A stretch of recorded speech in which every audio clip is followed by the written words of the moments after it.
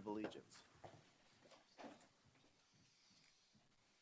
I pledge allegiance To the flag of the United States of America and to the republic for which it stands, one nation, under God, indivisible, with liberty and justice for all.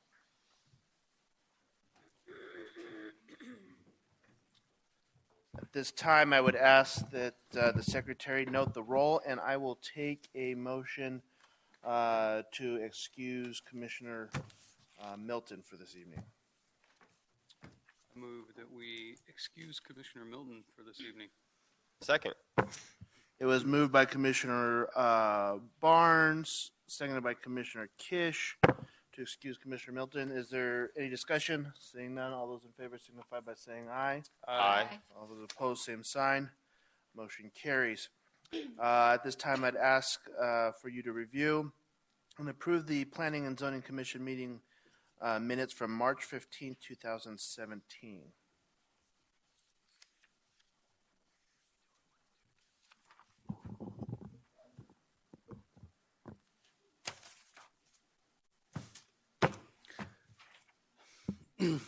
I move that we approve the minutes from the previous session.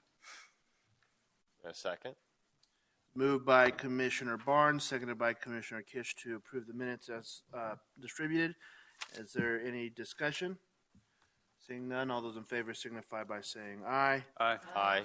All those opposed, same sign. Motion carries. At this time, we will do a call to the public. Is there anybody from the public that wishes to address the commission on any non-agenda items? Any blue slips? Nope. Perfect. At this time, this is the opportunity for any ex parte communication from any of the commissioners. None? We'll move right into agenda item 7.1. This is old business, and this was the continuation of the Brisas Phase 2 PAD amendment. And with that, I will turn it over to Alex. Thank you, Chairman. Members of the Commission, good evening. 1 second. Got a lot of stuff here. Okay. So, Las Brisas is in West Goodyear, on the southeast corner of Lower Buckeye and Perryville. It's the little, get a mouse here. All of Las Brisas is this L-shaped section. So what we're talking about tonight is Las Brisas Phase 2, which is this black outline you see at the bottom half of it. There originally in the PAD, there were 5 residential lot sizes approved. Hopefully this works. I heard there might be some technical difficulties with this.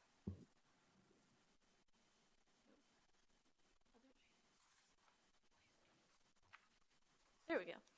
So the request tonight is really for 2 specific items. It's to rezone parcels 2B1, 2B2, 2B3 to existing zoning districts that were already allowed in the Las Brisas Phase 2 PAD, and then ultimately creating a new district in the Phase 2 PAD to include a 50-foot wide lot product and rezone parcel 2C5 to the new district.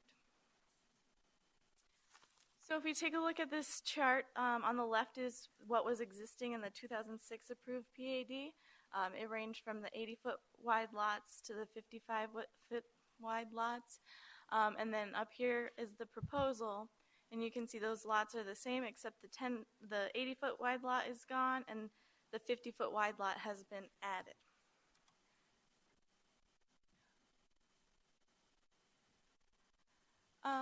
And then taking a better look at which parcels are being rezoned.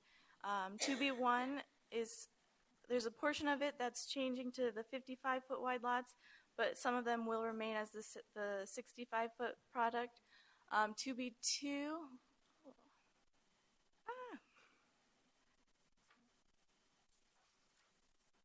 2B2 was 65 foot, now it's going down to 60.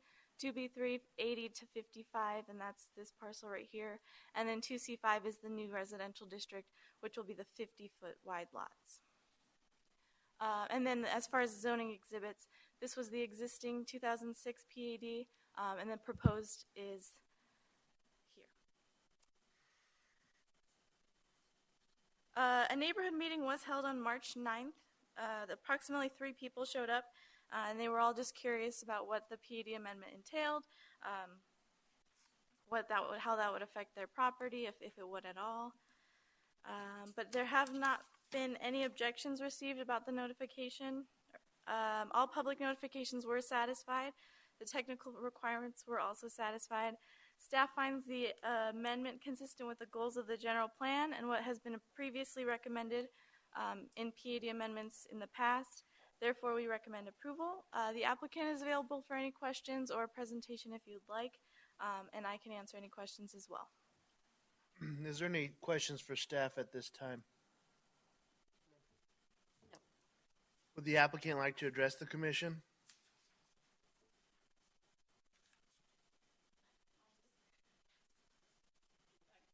Good evening, Susan Demmett with Gamage and Burnham, 2 North Central. I'm happy to answer any questions or provide some additional detail if you want that regarding the proposal, but I won't get into the full presentation unless you'd like to see that. Any questions for the applicant?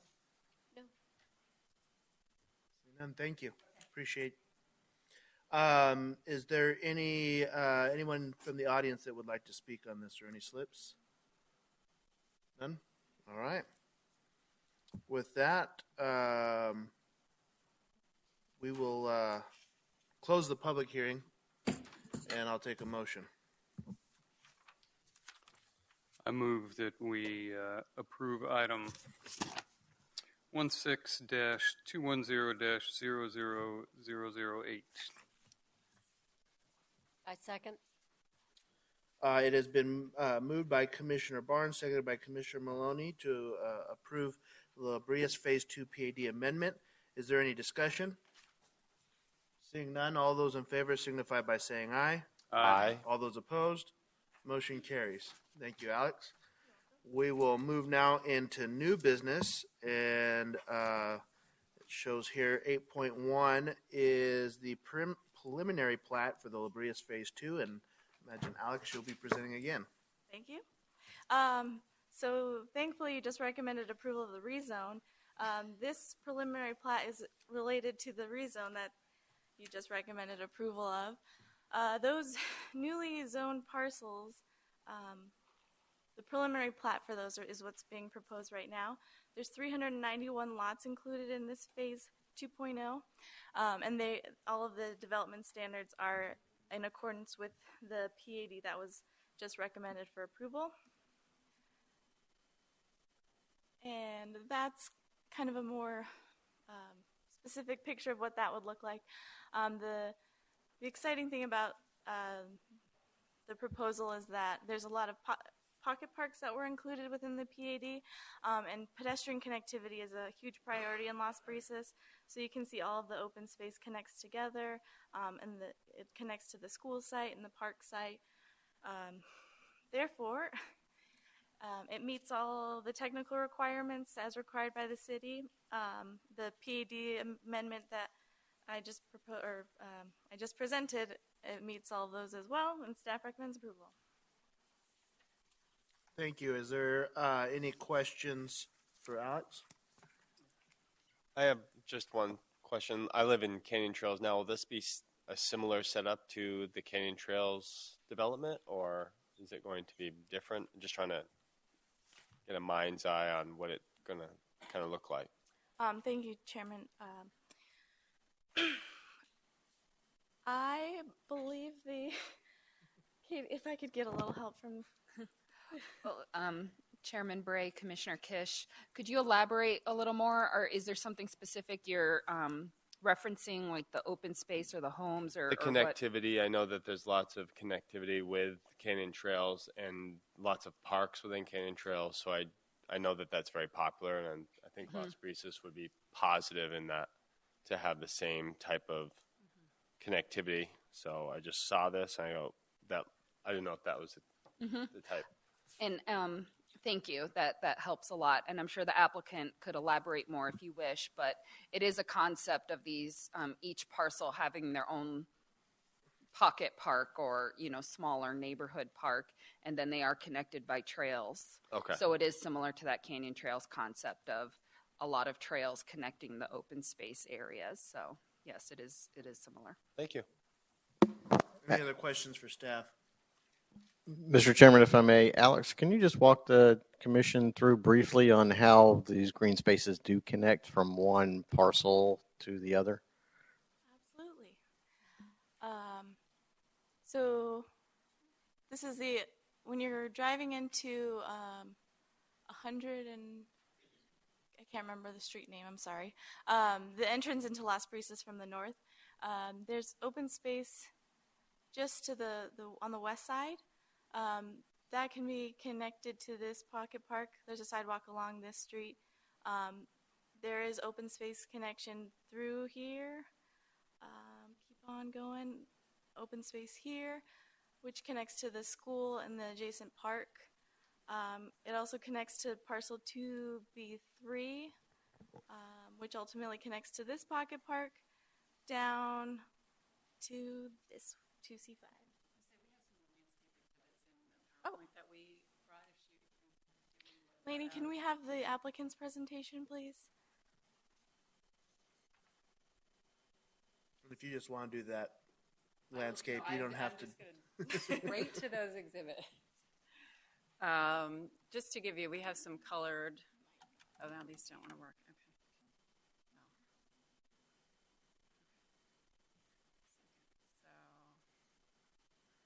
No. That is actually the approved. I'm going to move to the part that we're. This is touchy.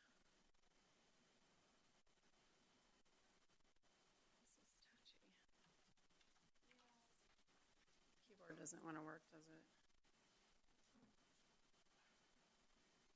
I thought this would be quick. I'm sorry.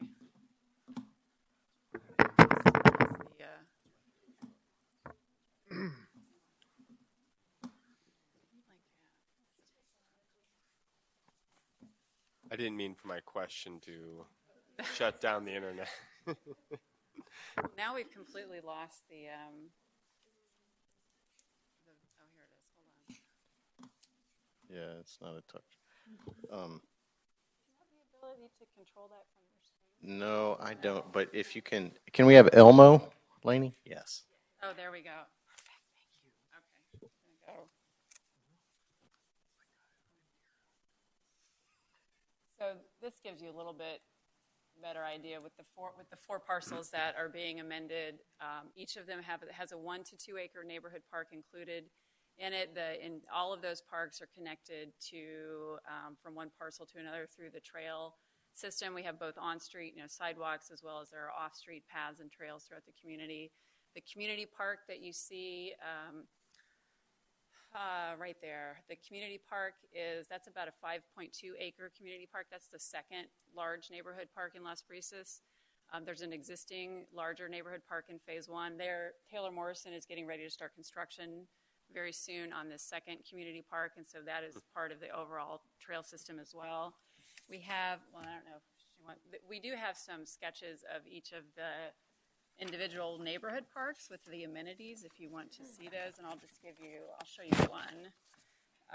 But we had gone in and done detailed renderings, and this is one of the pocket park concepts. So each of them has a turf, open grass play area, some high and dry amenities, swing sets, benches, shade areas throughout, and they're all a little bit different in each of the neighborhoods.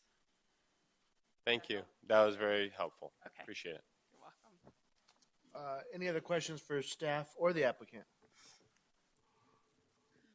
Seeing none, I will ask for a motion on this item, please. Mr. Chairman, I move that we approve case number 17500-00001 with staff approval. I second. It has been moved by Commissioner Kish, seconded by Commissioner Maloney to approve the preliminary plat. Is there any discussion? Seeing none, all those in favor signify by saying aye. Aye. Aye. All those opposed, same sign. Motion carries. We will move on to agenda item 8.2, and I'll open the public hearing. And this is a special use permit for wireless communication, and I will turn it over to Alex again. Thank you again. So as you all may remember, cell towers require a special use permit.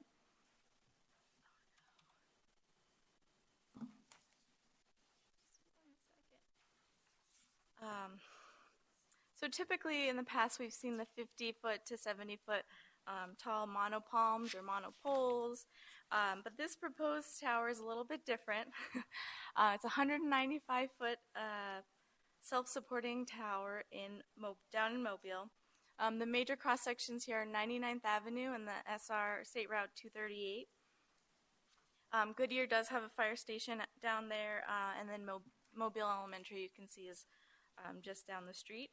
The project is proposed on Union Pacific Railroad right-of-way and is directly adjacent to ADOT's 238 right-of-way.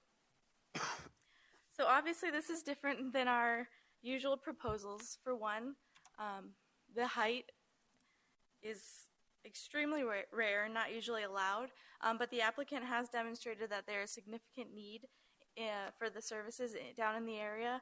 And just a side note, we did, when we had the pre-application meeting, we had a police officer who attended our committee meeting, and he did also say how necessary the service was down in the area.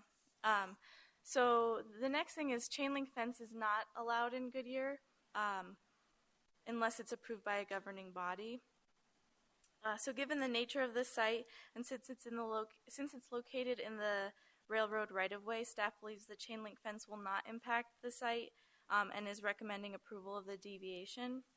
And then finally, the setback for cell towers are the height of the tower for non-residential properties and twice the height of the tower for residential properties.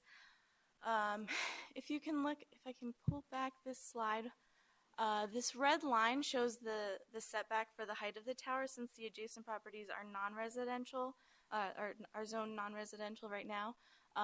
So that would be that standard setback. You can see a little of the overlap between the property to the north, and then even less than that is the property to the south, and then east and west are the right-of-way.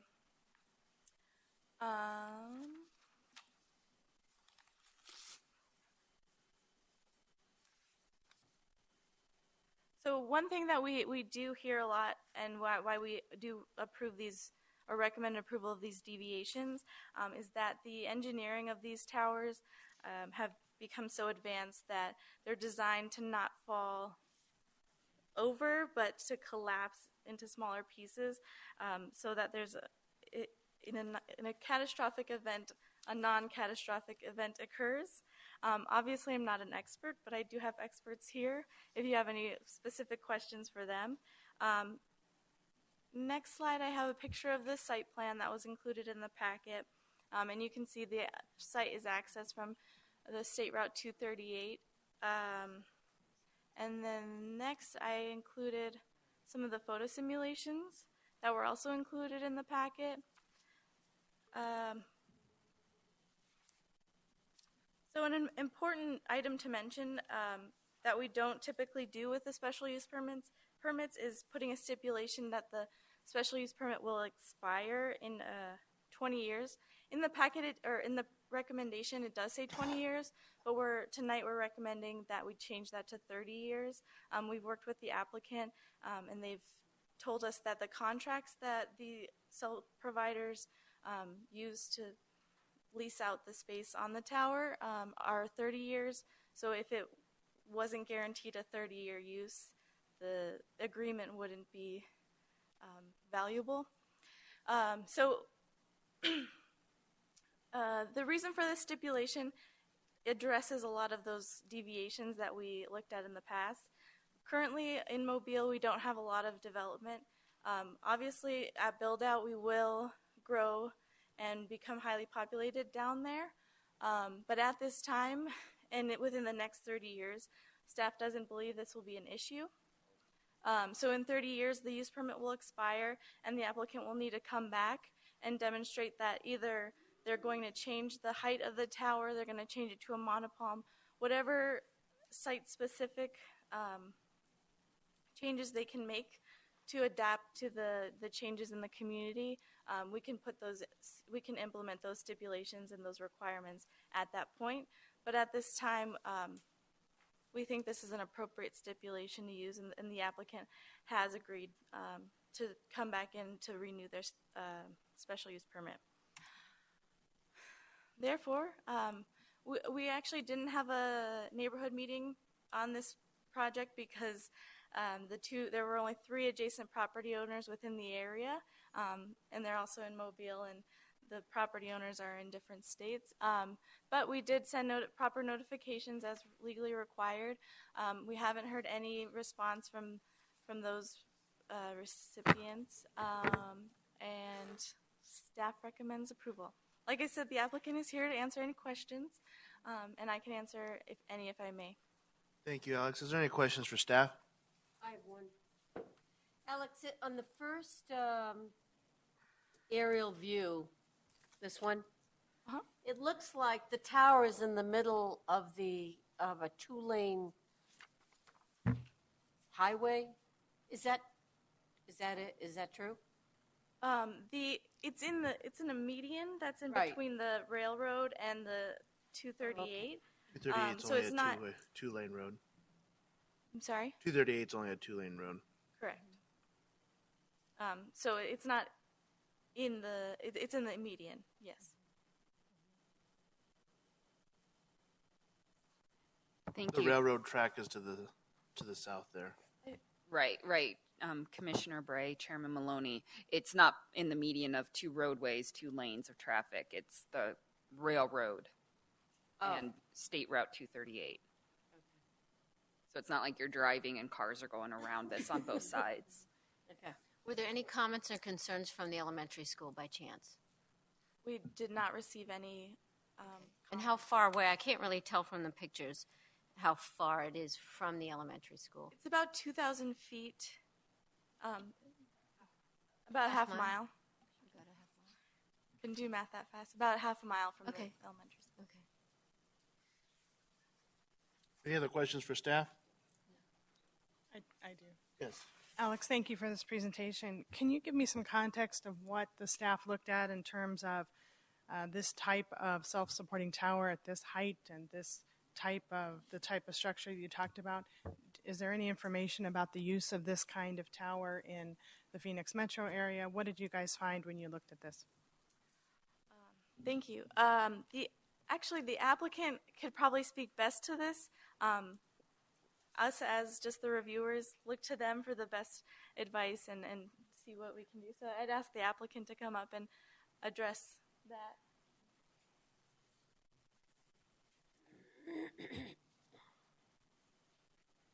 Good evening, Mr. Chairman, Commissioners. My name is Jerry Muldowney. I'm a graduate engineer, and I worked on this design, worked with staff on some of the issues that we're trying to work through to make this happen.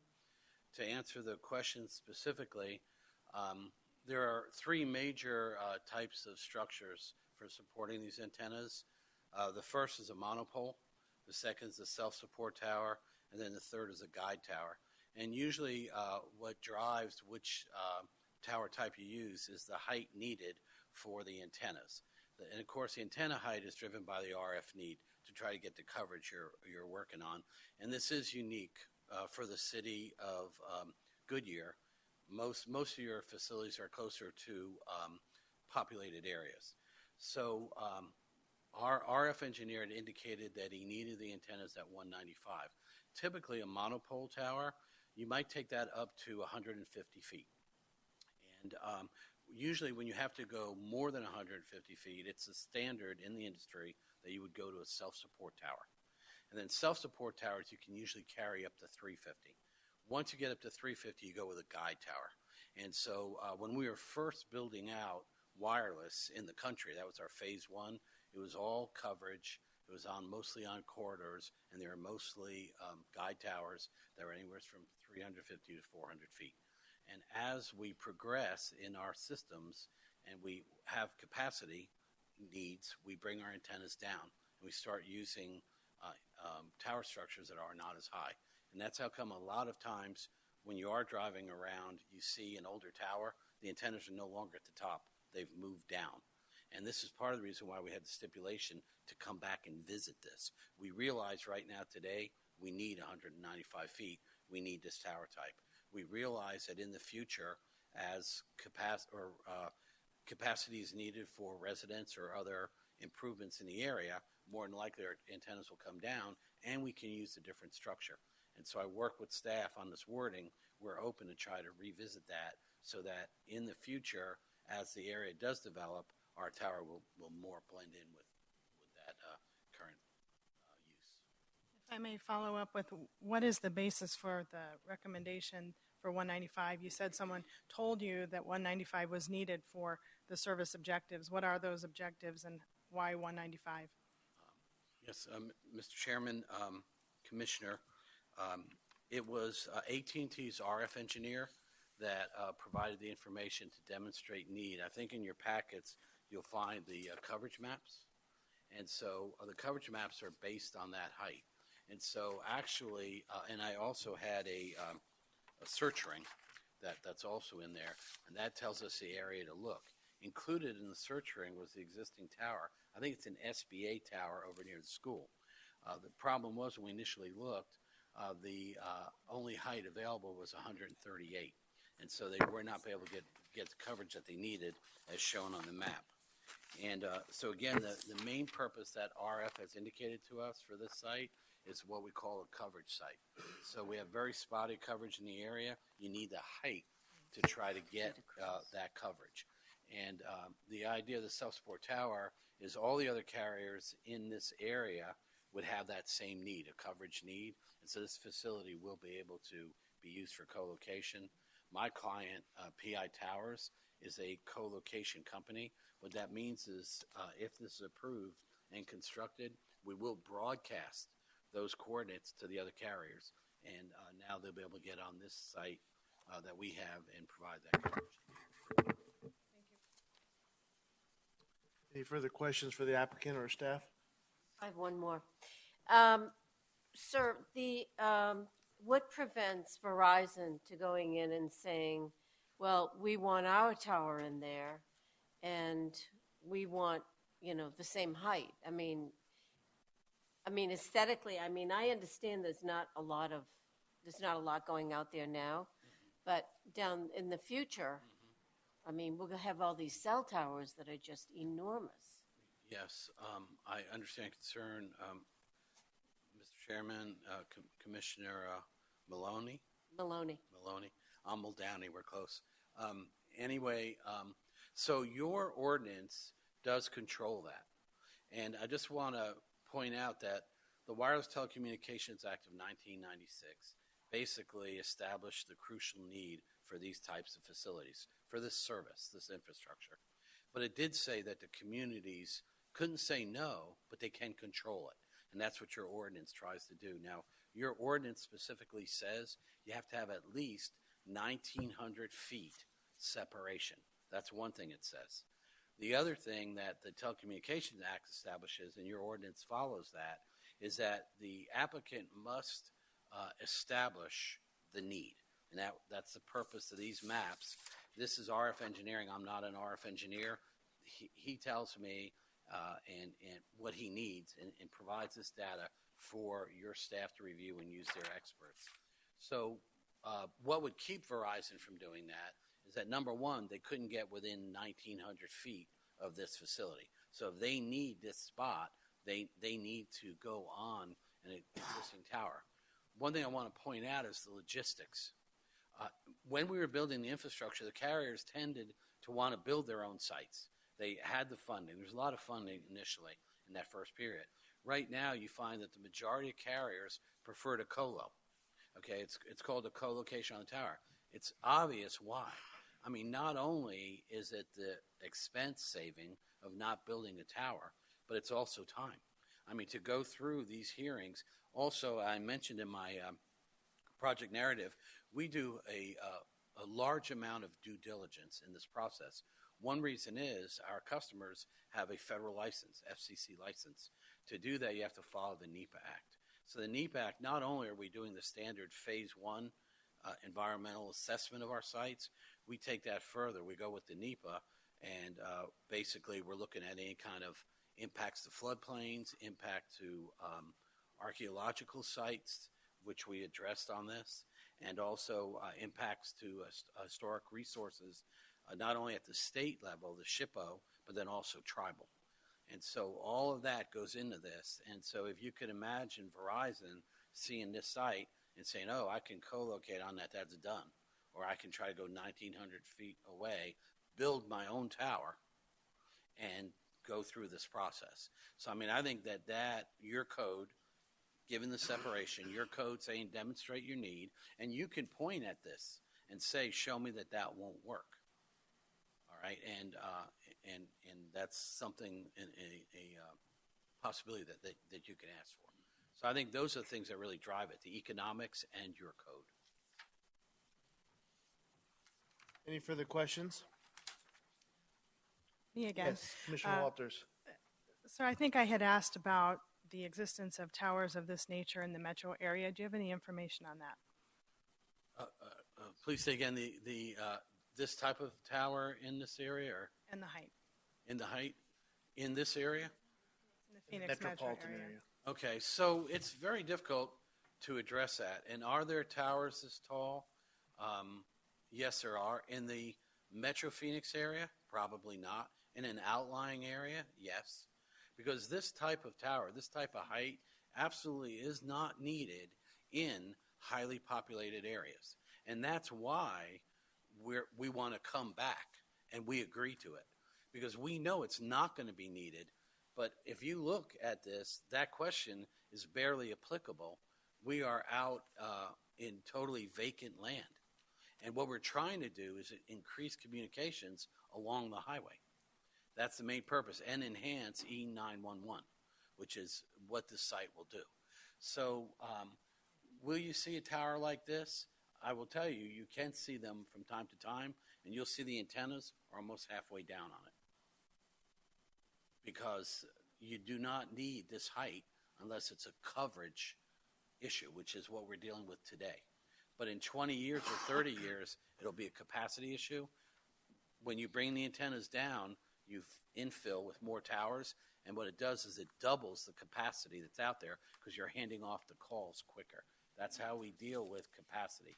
Right now, we just need coverage. We need people not to drop and be able to have that safe communication. We're not really worried about numbers, and that's why it's high. Is there any information about the population affected by the coverage that you're trying to achieve here? I don't have any population numbers, and I'll tell you what's driving this. And I've got another site that I happen to be working on for T-Mobile down in Cochise County. Very rural. It is also 195 feet self-support tower. Now, let me tell you the magic of that number. When you're below 199 feet, the FAA does not make you light the tower. That's a possible hazard to air traffic safety. So it's sort of a magic number that everyone's trying to stay below to minimize visual impacts. What's really driving this is all of the carriers have a requirement with their federal license to provide a minimum amount of coverage in their franchise area. So first, where do they want to rush to? Oh, Metro. That's where all the customers are. That's where the money's made. But once you've satiated that and you've done that, and it's easy to invest in that, you're putting a lot more sites, you got a lot more customers, you still have to provide a percentage of coverage in your overall area. And that's what these sites are. So they are coming into these rural areas, and they're trying to maximize that footprint because that's the other part of the equation. They must provide coverage based on their government contracts for their franchise area. And so that's a phase that we are seeing. And I've got a site in Las Cruces, New Mexico, same thing. 2 sites in Las Cruces. And so that's really part of what we're seeing in this phase of the wireless. I don't know if that helps you. I'm trying to It does. Thank you. get you what you need. So, Any other questions? Thank you. Thank you, Appreciate the Mr. information. With that, I will take a motion, please. Chairman, I have a motion to approve case number 17-350-00003. The special use permit to allow the installation of the wireless communication facility supporting tower on SR 238. Second. It has been moved by Commissioner Keys, seconded by Commissioner Kish to approve. Is there any discussion? Seeing none, all those in favor signify by saying aye. Aye. All those opposed, motion carries, and public hearing is closed. We will move on to agenda item 8.3. I will open the public hearing on the planned area development amendment to amend the Wood Corporate Campus and Ballpark Village final planned area. And with that, Karen. Hello. Oh, okay. This doesn't work either? Well, that's no fun.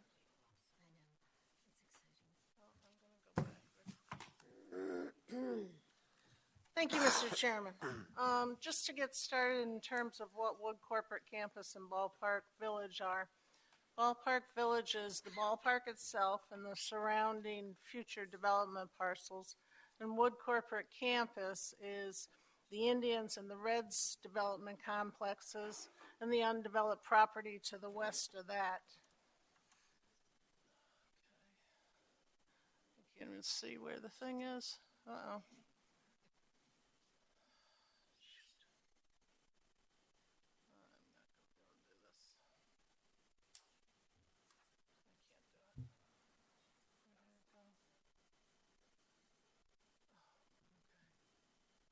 Thanks, sorry.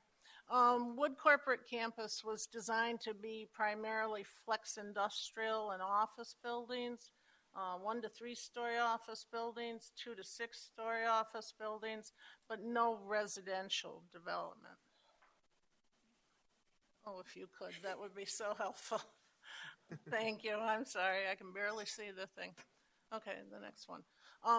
Just recently, Community Southwest bought this property. And they have purchased all the property in red. This is our ownership map. The primary change is to go from flex industrial and office to residential. That is the point of this PAD amendment. The commercial and industrial to the south in red, that will remain. And the mixed use up by the ballpark will also remain. That's not changing with the amendment. I want to show you some slides of parts of their PAD that they showed to us. This is what they are proposing for the residential lotting plan. It's a conceptual plan, but as you can see, it's very different from our normal standard single-family subdivisions. It'll allow for row homes, flats and stacked flats, green court and alley-loaded homes, auto court homes, and courtyard homes. And we're really excited about this because we want the development that occurs here by the city's ballpark, the city's, highlight of the city. We want this to be different than what is around the rest of the city. So we're very happy about this. And the development standards that they've proposed will also cause this type of development to happen. And that's what the home builders will be utilizing. This is the landscape plan that they've provided. As you can see, a very well landscaped entry off of Estrella Parkway, also one off of Wood Boulevard. There's just landscaping all over the streets and in between the different types of residential units. They have a very large central amenity plan. I think that's the next slide, Alex. Cool. Perfect. Different court areas, swimming pools, spa, yoga areas, ramadas. This is about 2.5 acres, I think, this area itself. And then in the next thing, you can see that, this is the pool. Nope, that's fine. The pool entry area and the typical ramada. I think what we'd like you to see here is how much this reflects the ballpark and the development complex in terms of the materials and the colors that are used. They are really tying in with the architectural features of the ballpark.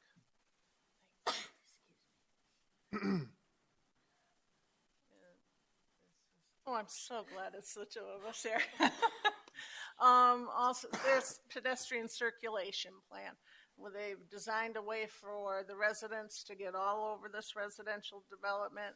And again, the central amenity area, there's 2 smaller amenity areas. They total to 2.5 acres. So there's really 5 acres of open space and amenities within here that are then connected by these pathways and trails.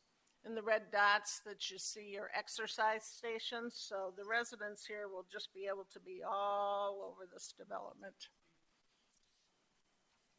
Again, entry monument signage, very much in keeping with the ballpark and the architectural design and materials of the ballpark and the development complexes as well. And in this especially, these are parts of their design standards requirements that have been set up with different architectural features, different materials, different colors. You can see there are areas that are highlighted in red, and there is actually a listing that goes along with this that, you know, the home builders that are going to build in here have to take from these lists of elements, and there's points that are attributed to different elements. You know, if you have a certain coach light on there, maybe that's 5 points, but if you have metal awnings or flat roof, maybe that's worth 15 or something. The whole idea being we're trying to get really cool, hip architectural features and design and styles going on here. And the home builders are going to have to earn their points, and they're going to have to, you know, make sure they have enough points to go through a design review process individually. And we're thrilled that this is going to happen here. And we're thrilled with Community Southwest, and we're thrilled with what they're doing along with us to try to accomplish everything and making this a really, really cool, hip area. But one of the things about the original Ballpark Village, and this was the concept plan that was in the PAD, in the original PAD, they had a permitted use list that was just full of all these individual uses. It was miles long. You know, and as an example, there was an apparel store, there was an art supply store, there was this store and that store. You know, it was just too much. So what Community Southwest have done at our request is to create categories. And so we've taken all those stores and we've put them into a category of retail. And we have a category of restaurants. And we have a category of office use. And there's, I don't know, maybe a dozen and a half smaller categories that will occur in here. And we're all in agreement on all those categories except the next one. And that is for a drive-through.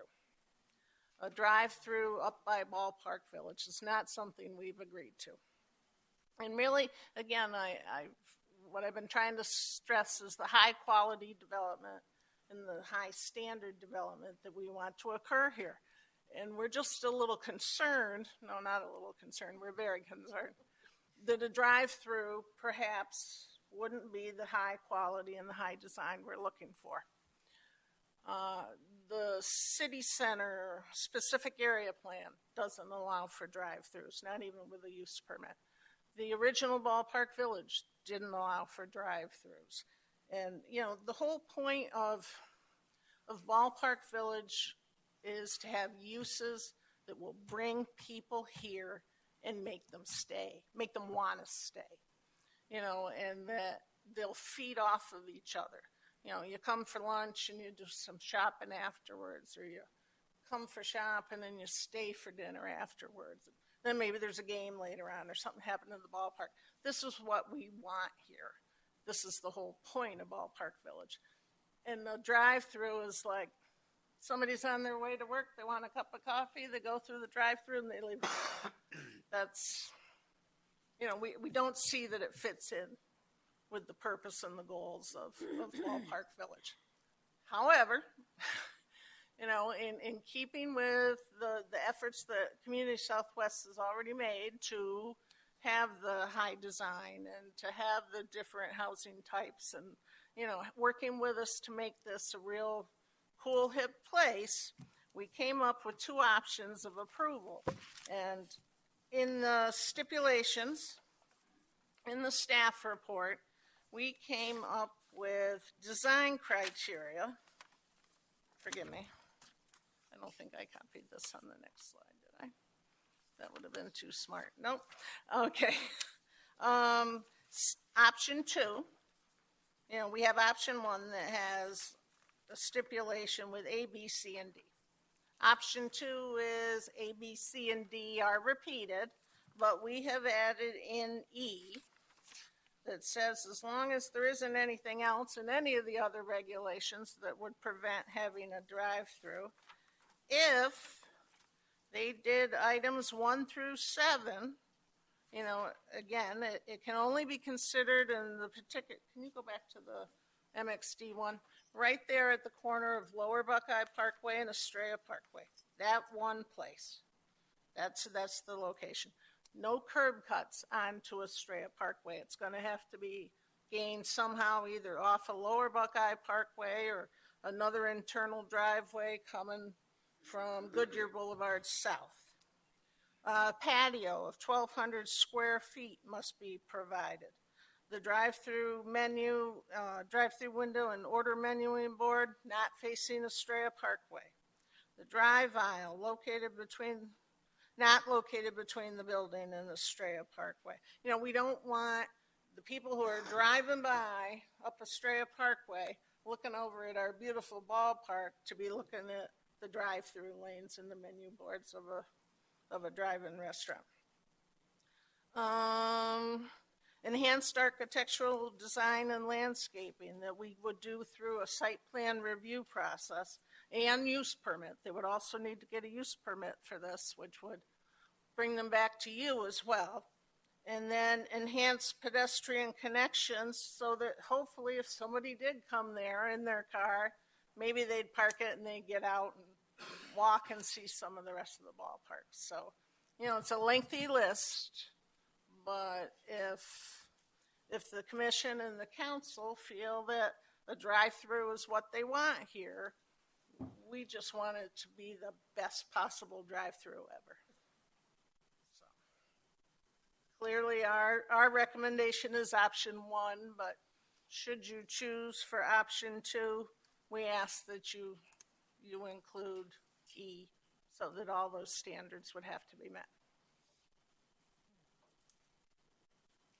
And with that, if I could answer any questions. Any questions for Karen? Yes. Commissioner Maloney. Karen, I have a question for the homes. Are they condos, homes, single-family homes?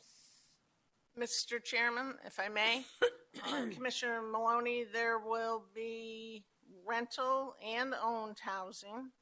There will be detached single-family, attached single-family. There will be multi-family. It will run the gamut, and that will be a result of the lotting plan that's created and the development standards, the minimum lot size, minimum separation, maximum height, and so there's going to run the gamut. Would that be set up like an HOA? I mean, one of the things coming from the East Coast and coming out here, there's so many more HOAs, and it just seems like it's a very organized way to keep neighborhoods looking nicely.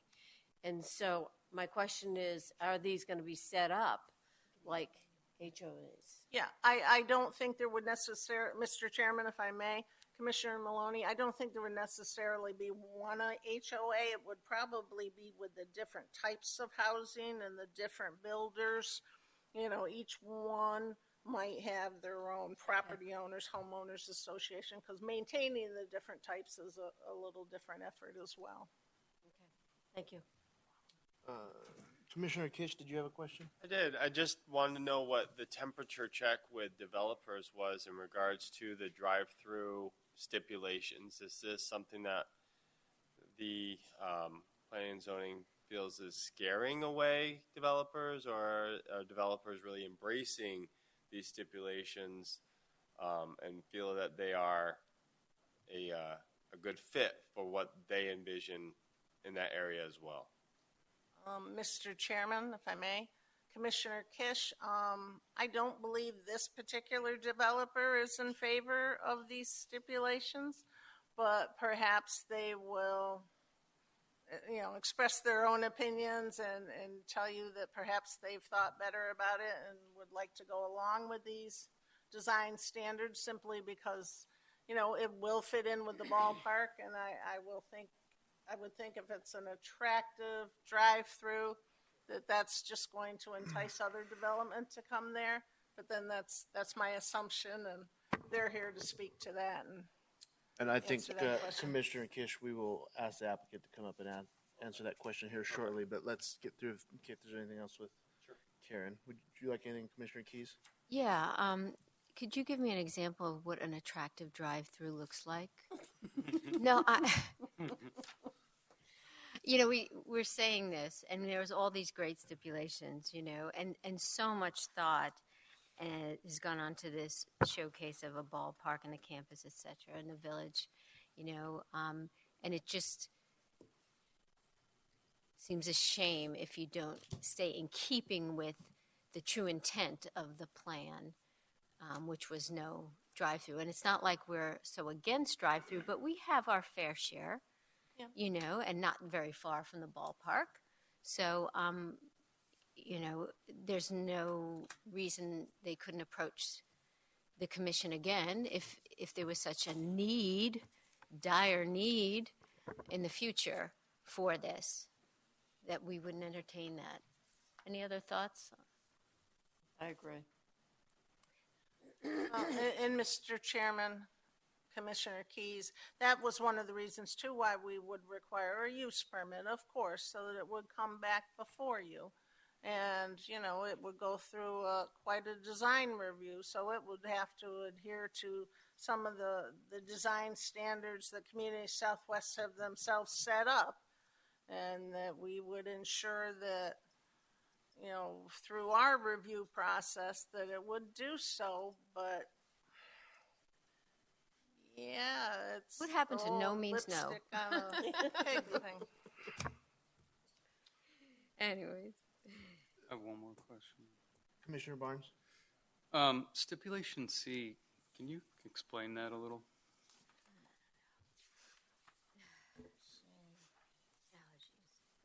There, after all the property, the undeveloped property went back to the bank, there were numerous development agreements and restated agreements and amended agreements that there was the city that was involved in this whole development. There was the private property owner that was involved in this whole development. There was, the teams were involved in the development. There was the private developer, and it took an awful lot of legal negotiations and agreements being written to get to the point where the undeveloped property was ready to be sold by the bank, and Community Southwest had purchased it. And we just wanted to make sure there wasn't anything in those agreements that had to stay. We didn't want to just totally wipe any of that out by approving this PAD amendment. So that's just making sure all those things are So there's thought about and accounted there's no for. big thing. This is just in case, Part A contradicts Part B or something. Okay. Anybody else? I would, at this time, I'd like to invite the applicant up to discuss their opinions on the two options. Does anybody need a formal presentation, or can we just move right to the business portion? Go right to the business. Okay. Mr. Chairman, before Mr. Bull graces us with his eloquence, yeah, I want to compliment both Karen and especially Community Southwest in their efforts in delivering and working up to this point in this PAD revision and so forth. There's been a significant amount of back and forth over the course of the history, and Mr. Markakis has done an excellent job in pulling things together, being responsive to staff requests. And as you can tell from the images here, the design guidelines that they're proposing, they really are been listening very intently to the city's direction and desire to create a place that has a different feel, character, and is very representative of the architectural aspects of the ballpark. And so I just wanted to publicly say that Community Southwest has done a fantastic job.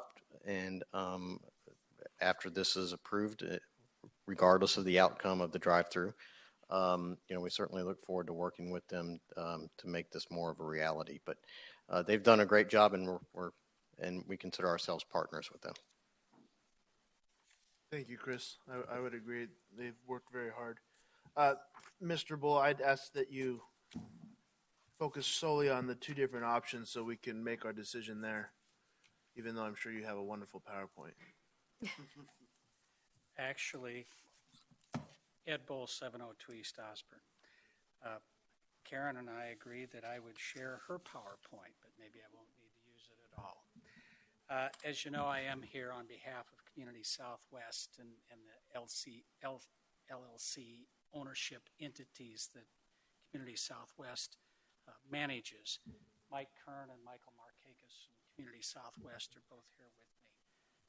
I echo Christopher's compliments of staff and Michael and Mike's efforts throughout this process, and we thank staff for the recommendation for approval and for all of the hard work of Karen and Katie and Christopher and a whole lot of other staff. We do request your recommendation for approval with option 2.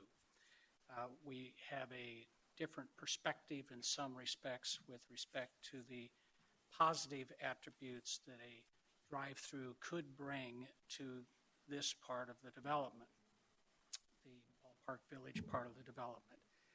And by that, we recognize some of staff's concerns. We recognize some of the plans that they cited to in staff's report and that Karen mentioned here tonight. But we also know that times change and plans change, and even a month or so ago, this commission and ultimately the council decided that a plan that seemed like a great idea 10 or 15 years ago, it was time to change. We do believe that a drive-through can be designed properly and located properly so that it satisfies the criteria that's in that stipulation E under option 2. You don't need lights shining onto Estrella Parkway. You don't need this and that and ticky-tacky architecture and so on. We recognize staff's concern. We recognize the stipulations that are subpart stipulations under that stipulation E.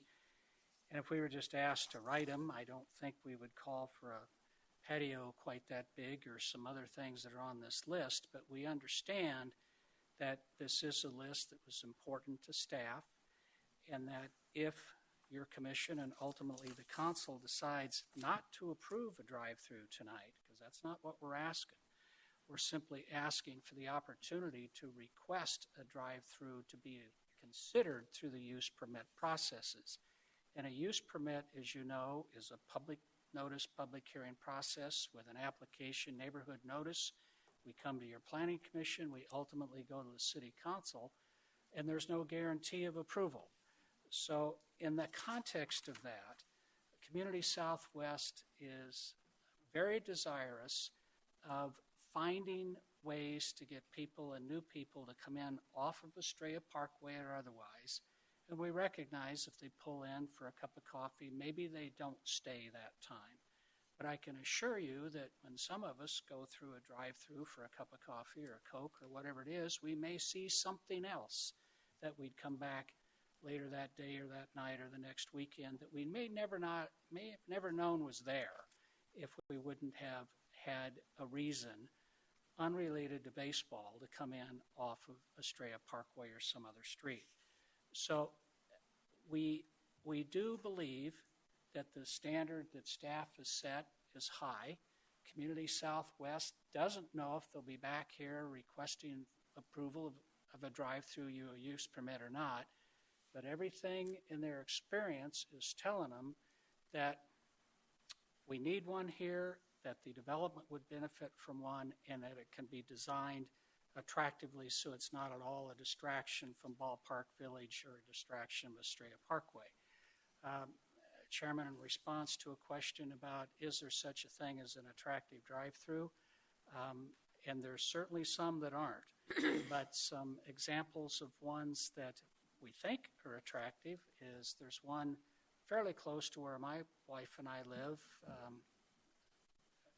The one I'm thinking of, I think she goes to at least once a day, which is at Shea west of Tatum. Modern kind of design, use of metals, barnwood kind of materials, and so on. Very unusual looking. All kinds of landscaping and so on. It's not your old standard looking drive-through. Mike Kern has one that he said is very attractive near 90th Street in Shea, in that vicinity. And we know that, as you've seen on some of the exhibits that Karen put up here about incorporating aspects of materials and colors and so on that are components of the ballpark. Some of those things I expect would be expected to be incorporated into some of the architecture and finish of a drive-through, because certainly these stipulations deal with all kinds of compatibility issues, but also enhanced architecture, screening, and making sure we don't screw up pedestrian connection. Because we get it. I mean, you saw one of the pedestrian connection exhibits that Karen put up on the screen in the residential component. We get it as well within Ballpark Village. So again, what we're requesting and what this option 2 stipulation E would allow, it does not grant us a drive-through as of right. It merely gives us the opportunity to come back through the processes and see if we can prove up that this drive-through and this location designed this way will be compatible and can be attractive and could be attractive enough to fit within Ballpark Village. We may or may not pass that test if we come back through the process, but we'd sure like the opportunity to try. To that point, Mr. Bull, could you just kind of maybe, I mean, I'm asking you to forecast here, but what is the forecast of build out down there and actually being to a point where the commission may or may not make a decision on a drive-through in the future? I mean, I just don't feel this is going to happen in the next 6 months or even year, but. May I have a moment? Yes. On that?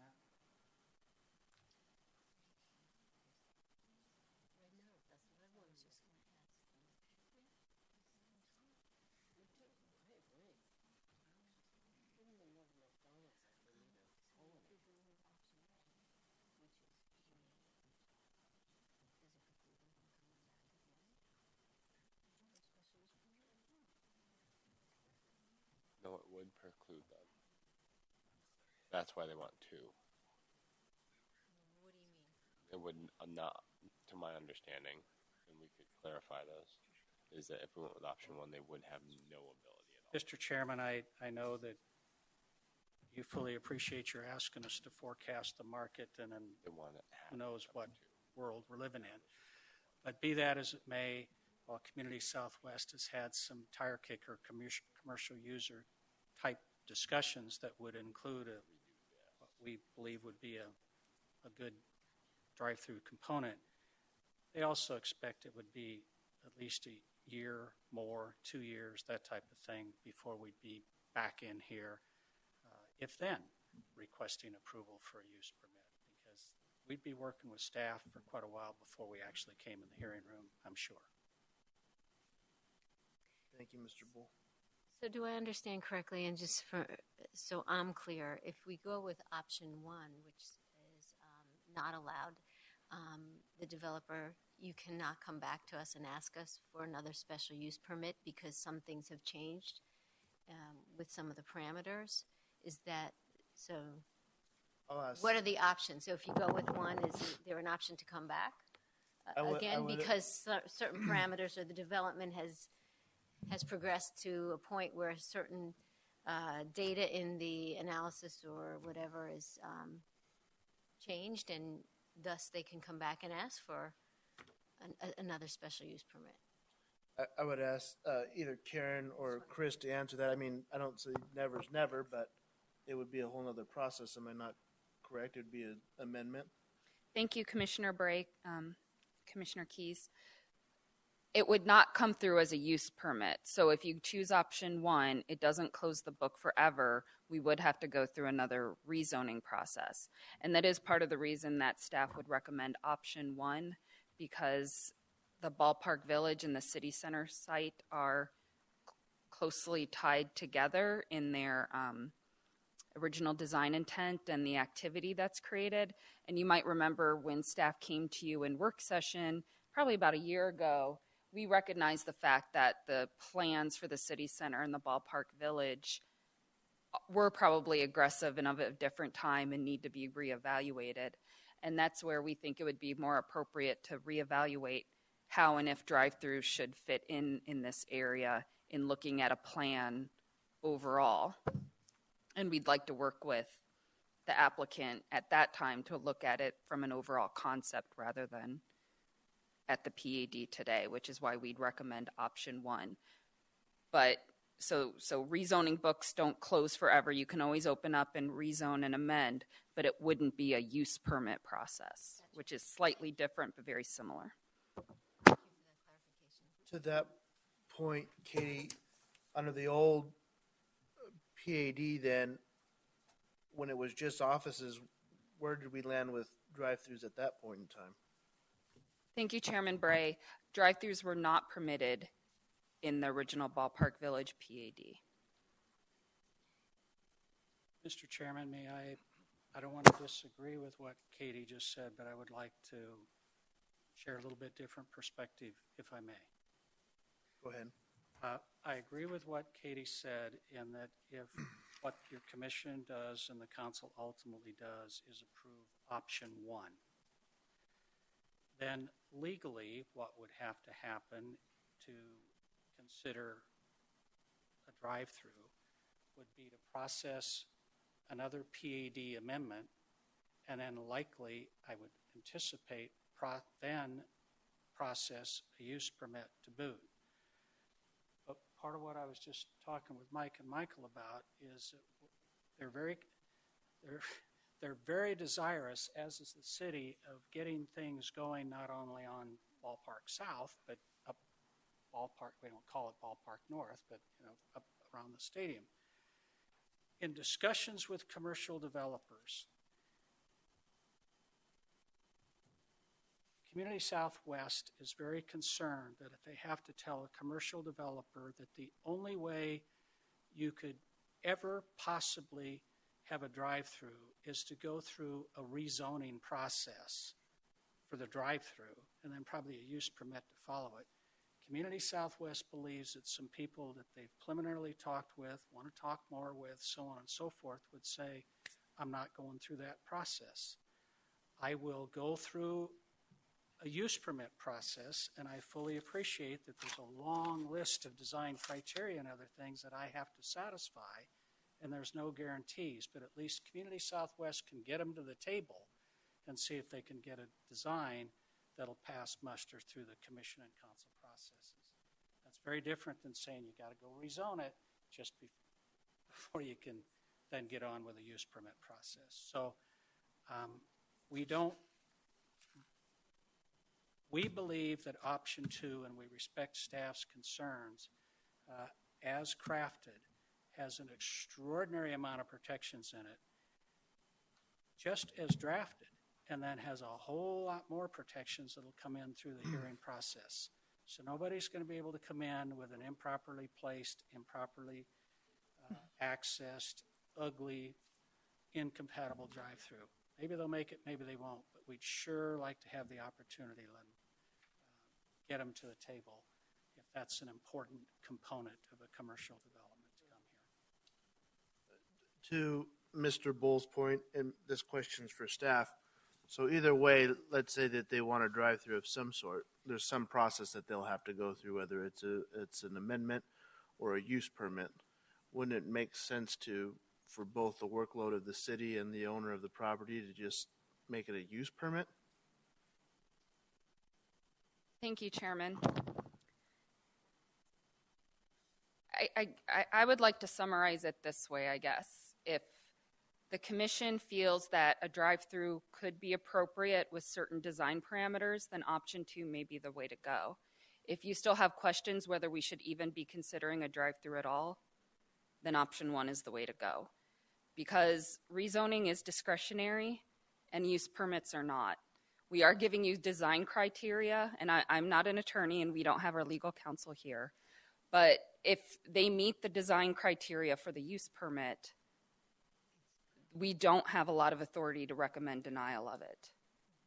And the criteria that you have before you and in the zoning ordinance, which does talk about compatibility of surrounding uses and does have some language in that. That's my opinion. And however, if we do want to do something in the future and we say, you know what, maybe it does make sense to have drive-throughs, we would want to work with the applicant to make it an easy process. Because once we decide we want to do something, we want to make it as easy as process as possible. And so we would have to go through some type of PED amendment schedule. But just like we discussed with the city center, if the staff wants to initiate some rezonings, I think we would be willing to discuss that with the applicant and make that commitment that once we get some planning done, if we want to do some staff-initiated rezonings to try and, you know, save the applicant time and fees, we'd be willing to discuss that and figure out how to do that and try and make it the quickest process possible once we decide what we want to do. And I think I appreciate that answer from staff, and that's only if we have the same crack staff that we have today as well. And that you guys are accommodating and are always trying to find a solution, so we have to keep that in mind as well. That being said, the PAD does talk about restaurants in the area. I guess I'm trying to understand from staff's perspective, why is it absolutely the drive-through that is kind of crossing the line or causes the issue? Because, I mean, we have put some great stipulations on others, and it doesn't look like the old drive-through that we all think about, I guess. Thank you. That's a great question, Commissioner Bray. I think staff's concerns boil down to that the goal for the ballpark village is to be a very pedestrian-oriented area, and that includes things like limiting curb cuts, not having certain traffic levels on streets. The roads that are already built out there in Ballpark Village in the area we're talking about have, you know, on-street parking, 2 lanes of traffic. I don't know if those would need to be modified at all to accommodate certain traffic levels. The curb cuts were already planned. Now, that's why we did have a stipulation that, you know, there wouldn't be any curb cuts on Estrella Parkway, so to at least try and limit the curb cuts along Estrella Parkway so that that view along Estrella remains in place.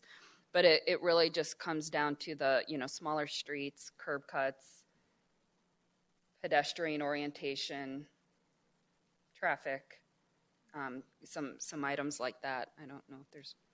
And to that point, though, I mean, under the use permit, the city can still address all of those if the applicant chose to go get a use permit if we choose option 2. Correct? Mr. Chairman, I think as Katie alluded to, if the commission selects option 2 in the staff report, once those thresholds are set, it's just a process we're going through with the applicant or potential commercial user. And if they check all those boxes, then there's no legislative or very little legislative discretion associated with it. So that's the issue associated with that. And that's why these stipulations, as Mr. Bull alluded to on option 2, are set the bar very high so that if you do choose option 2, you know, there is the ability to making sure that the drive-through is of an appropriate quality that's an enhancement to the ballpark. That being said, that the vision, the city's vision for Ballpark Village in that general area is more of an urban feel, as Katie alluded to, very pedestrian, and that's why you see in the great architectural examples and thresholds that Mr. Markakis and his team has worked to put together. That's why you see something that looks very hip, very urban, as Karen alluded to earlier, the small lots. It's very pedestrian friendly with a lot of interconnectivity, and so it's really desirous of a very urban feel.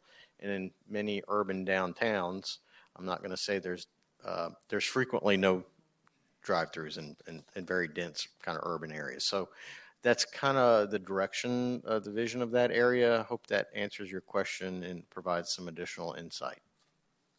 I do have one more. I'm just trying to compare the processes. I remember when I first came onto the Planning and Zoning Commission, there was a special use permit for a Taco Bell up at the Estrella Mountain Ranch. Was that a special use permit discussion, or was that a PAD amendment, more complicated issue at that point? Because I'm trying to just compare what they would have to go through then.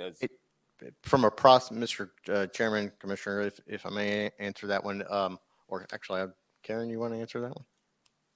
Mr. Chairman, Commissioner Kish, that was a use permit application that we went through. It was a public process, but it was a use permit for the drive-through. So that would be similar to option 2 or 1? Option 2. Okay, so there was quite a bit of discussion and back and forth in regards to that particular drive-through as well. And then there was a drive-through on McDowell Road, the Dairy Queen, and that was also, was that a special use permit as well? Okay. Okay. Mr. Chairman, may I ask a question of Karen while Yes, she's up there? Commissioner Walters, please. It may be more than one question, knowing me and compound, so you can feel free to defer if you need to. My first question is about the stipulation E, subsection I. A drive-through may only be considered on the northeast corner of Lower Buckeye Road and Estrella Parkway. Would that effectively limit the number of drive-throughs to 1? Yes. Okay. And my other question is, we had that great montage of the hipster architecture. I think you used the term hipster. You talked about how there's going to be rental properties as well as owned properties. I get your vision that you want this to be an area where people stay, but those people that rent and live there are going to leave at some point. How would it hurt your vision for what you're trying to achieve here if there was a coffee drive-through at that location? Mr. Chairman, if I may, Commissioner Walters, I guess in my mind, I separate the residential from Ballpark Village. To, Okay. And I can tell you this because I started working on Ballpark Village 10 years ago. And our goal was this was going to be the happening place. This was going to be where everybody came to. You weren't just going to be here for a ball game. You were going to be here for farmers markets. You were going to be here for restaurants and outdoor patios and live music. And it was just going to be where somebody could come in the morning and they could leave there at midnight at night.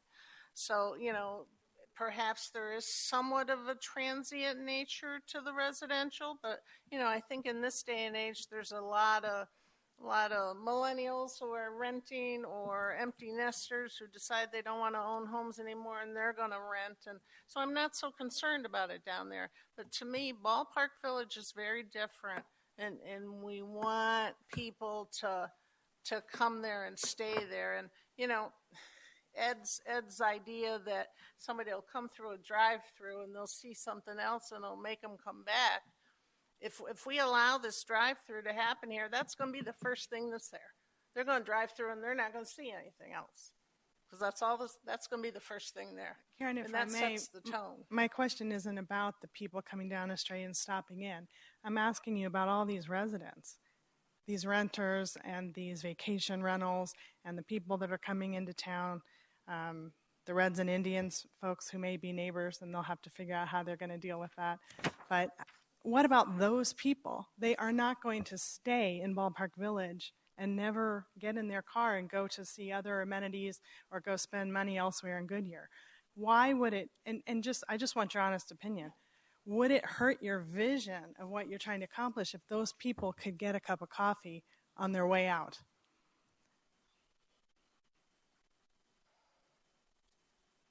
I think it would promote the vision much better if there was a sit-down cafe where they could walk to through the pedestrian circulation system that's being developed and stay there.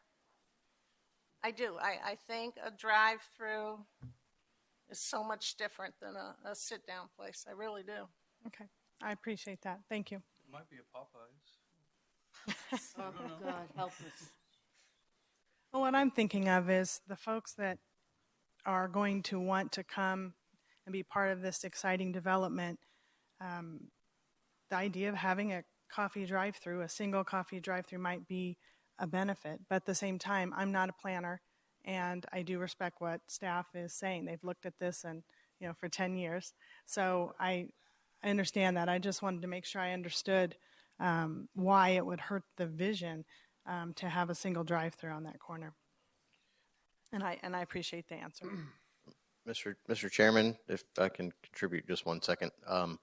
We're using the term coffee shop here, which has a certain connotation. Drive-through, I think, as Commissioner Barnes alluded to, could really be anything. And we feel at the city that our ability to limit the type of drive-through, whether it be a coffee user or a sandwich shop versus a dry cleaner versus a drive-through ATM, is very limited in our ability to just sort of pick and choose which one of these particular use categories or uses would be appropriate.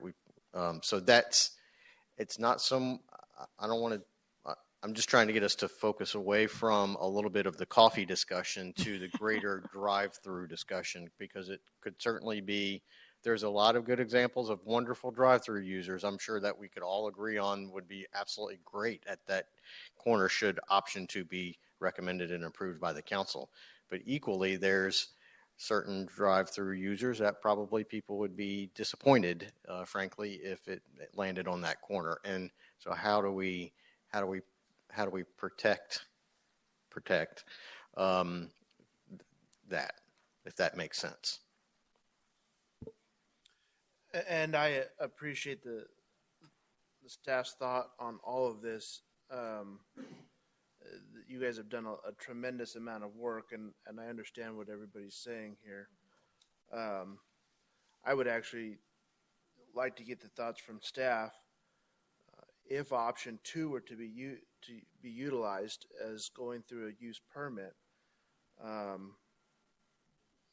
would actually want to consider removing all the sub bullets on that, because I think it is too restrictive at this point in time, because we don't know. We're trying to predict the future and create a box for 5 years from now. I think the use permit, if that is the chosen path, is sufficient to work with the property owners and come up with a solution.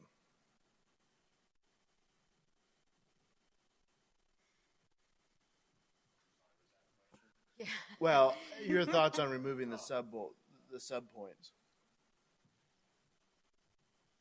and just making it basically stipulation E is that they have to basically, if there's a drive-through, they would have to get a use permit. Mr. Chairman, Commission, I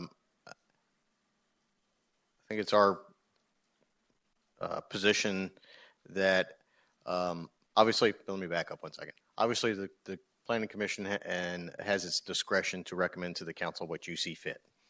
You're asking our opinion, so I'll deliver it.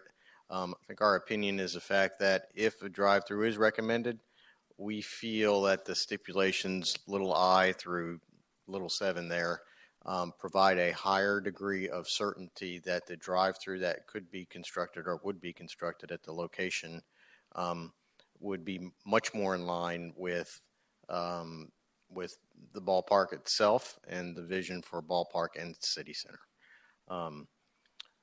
Obviously, we recognize that the commission has has the discretion to change that modify that stipulation if you'd like. But the recommendation would be to leave 1 through 7. I hope, does that answer your question, Mr. Chairman? It does. Thank you. Yes, sir. I do like the stipulation if we are to choose to, option 2. I do like stipulation E because it does protect and at least make the developer mindful about what we'd like to do in that area. 1 through 7, I believe, is a good idea. I agree. Commissioner Barnes has a question for staff. So, correct me if I'm wrong, if option 1 were chosen, then the applicant would need a PAD amendment and a special use permit, correct? Mr. Chairman, Commissioner, yes, that would be accurate. And can those be processed simultaneously, or are they? So you're going to come in for a special use permit either way. The question is, are you also asking for a PAD amendment? Is that correct? Yes, sir, that's correct. Okay. Great question. Mr. Chairman, Yes, sir. I don't want to go back and replow furrows that I've already discussed, but in light of one of the issues that was discussed between the commission and Christopher a few minutes ago, having to do with the discussion focused primarily on this being a coffee shop type user.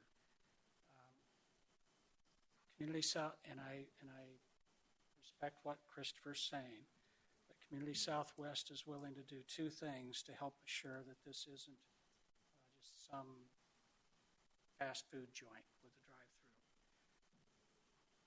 They are willing to put in the PAD document, and I respect lawyers may agree or disagree over what is or isn't enforceable in the PAD, but Community Southwest is willing to put in the PAD document itself language that indicates that this driveway would be for a coffee-oriented type facility. And secondly, if there are concerns with the zoning-related enforcement of that, Community Southwest is also willing to impose a CCNR or other type private restriction on this facility, and the city is a owner of property within Ballpark Village as well, so they too could be a party to that would limit the use to, like we were talking about, a predominantly coffee-oriented facility. We want to have the opportunity to have additional discussions that Community Southwest has already had, where we know that coffee and a drive-through today go hand in glove, and we know that through the use permit processes, I have no doubt, particularly if these conditions are in place, where it leaves to the determination of the zoning administrator whether we've adequately enhanced the architecture and adequately enhanced the pedestrian connections. That sounds to me like some professional judgment and discretion goes into it. We want to have the chance to try, and Community Southwest knows what it's like to tell a potential user, you got to rezone and you have to get a use permit. We really would like the opportunity to say the bar is high, but there's a use permit process that's available to you, but you got to knock their socks off for the design and the pedestrian connections and so on. That's our request. We hope that your commission chooses option 2. Thank you. Okay. Can we see that nice site plan that showed this area that we're talking about again, that color one that you had up earlier? I mean, Heather, can we see that? This one? So it's Yeah, the okay. Estrella Parkway, Lower Buckeye Corner that we're Okay, talking got about. it. Okay. Just want to be able to look at it when we get into discussion among the commission. Yeah, that's the site plan from 2007. That's the old one. Okay, so what's the new one look like? isn't one. Okay. So, but this shows us what the city's concept was. That was the city's concept plan Okay. in the original PAD. They haven't done, Community Southwest hasn't done anything at this point to change that concept plan. So for right now, that's how the internal streets are laid out and the perimeter streets. So that's pretty clear as to what's there. This helps us understand what, when you're talking about the vision, this is what the vision was. Something along these lines. Okay. Are there any other questions for staff or the applicant at this time? Well, Mr. Chairman, I guess it may be helpful if staff responds to the pitch that Mr. Bull made about the coffee shop verbiage. Is that a stipulation that can be made? I'm not sure a Put that process. in our motion. Like a I coffee believe. shop stipulation? We as the commission, I believe, could say, we approve option 2 and we recommend adding stipulation 8, or is that correct? Mr. Chairman, Commission, I would respectfully suggest that if the commission is seeking to recommend approval of option 2 and is seeking to limit the type of uses that would be allowed under option 2, that the way to really do that, I would agree with Mr. Bull, is through an appropriate deed restriction or CC&R. Just because we're a little bit tepid in terms of being able to cherry pick in the zoning ordinance the type of uses that can be there, that could put us in a precarious situation. So clearly the most conservative approach, should the commission make that recommendation under option 2, would be through a deed restriction or CC&R, same thing. So we could recommend that there be a deed restriction. Yes, that's correct. Would that eliminate this and bring it back to us with a completely different amendment, or I don't know how that works. If I can, Chris, and you tell me if we can or can't do this, I think this is how I'd like to proceed on this. I'd like to do a vote first on option 1 and option 2. Figure out where we're at there. And if we're on option 2, then we can further discuss option 2 before moving the entire package with whatever option we choose. Thank you, Chairman. One, I do want to make a point of order that we are still in public hearing and we haven't asked for any speakers from the audience. So we do have to make sure that there's nobody in the audience and the public that wishes to speak, and then we'll need to close the public hearing after anyone from the public has had an opportunity to speak. Then the typical order of procedure is that someone needs to make a motion. And so someone has to come forward and basically decide, are you going to propose option 1 or option 2? And then you can discuss the motion. And then if the commission does want to move forward with that particular motion, you can move to approve it. Or if you come to consensus that you want to go with the other motion, I think you can withdraw it and then make another motion. Yeah, once a vote is taken, that's, and if there's a passing majority, then that's what moves on. So if you want to deliberate between yourselves and which is best, option 1 or option 2, I think you just should, I would recommend asking your colleagues at the dais what their opinion would be in terms of option 1 or 2, and not actually hold a vote, because we could procedurally put ourselves in well, you voted to do this. So that's how I would recommend doing that. Okay. We'll follow with Katie then before we have that discussion. Is there anybody from the audience that would like to speak on this issue? Okay. Seeing that at this time, I'll close the public hearing.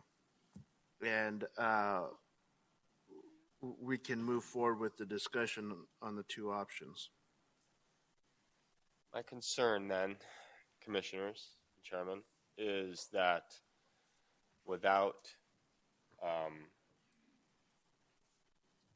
protections, that they can make a beautiful Dairy Queen or Popeyes drive-through, but do we want that in Ballpark Village? I don't know how much of a promise can be made in terms of the CC&Rs. I'm not familiar with that. But I would like to just protect Ballpark Village as well from, a beautiful McDonald's drive-through. I bet it's going to be beautiful.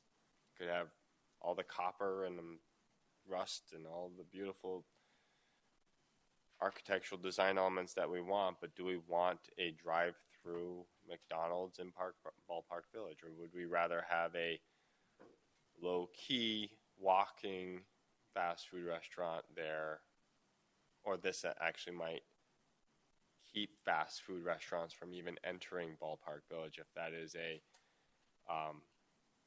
issue with it. So we might get more of a niche, interesting set of retail or restaurant clientele if we not allow drive-through. But the protection is important. I think it's important to understand if you go with option one, then the property owner doesn't like it because a potential, the proverbial coffee shop now has to get a special use permit, which is a little harder, but it's not impossible.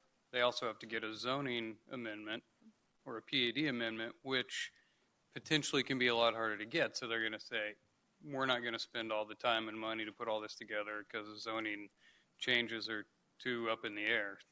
So I think that's the property owner's concern. But then staff's concern, if you're trying to create a very pedestrian-oriented small town or urban type of feel, imagine if it's a Dutch Brothers with 36 cars through the parking lot and out, it kind of destroys that whole feel. So I think that's the concern from staff. Although I do think that if you're going to put a drive-through, they pick the right corner that would limit that kind of disruption. And, just putting the drive-through to the back side makes it so it's just not so obvious from the street. But, keep in mind, you could get a drive-through wedding chapel. Any drive-through will do. Yeah, get whatever you want. Of course, that's what we're missing. I knew it. I think I have to agree with Commissioner Kish about the drive-through. We have so many drive-throughs here in Goodyear. This is a wonderful concept. I'm over in Pebble Creek, and everybody is looking for something that's not fast food, the smell of French fries when you drive by. And it might sound a little snotty, but we have plenty of those. There's plenty of places to get a cup of coffee. There's so much hard work put into this place. I don't see a need for a fast food. I just don't. Towards that point, I'd like to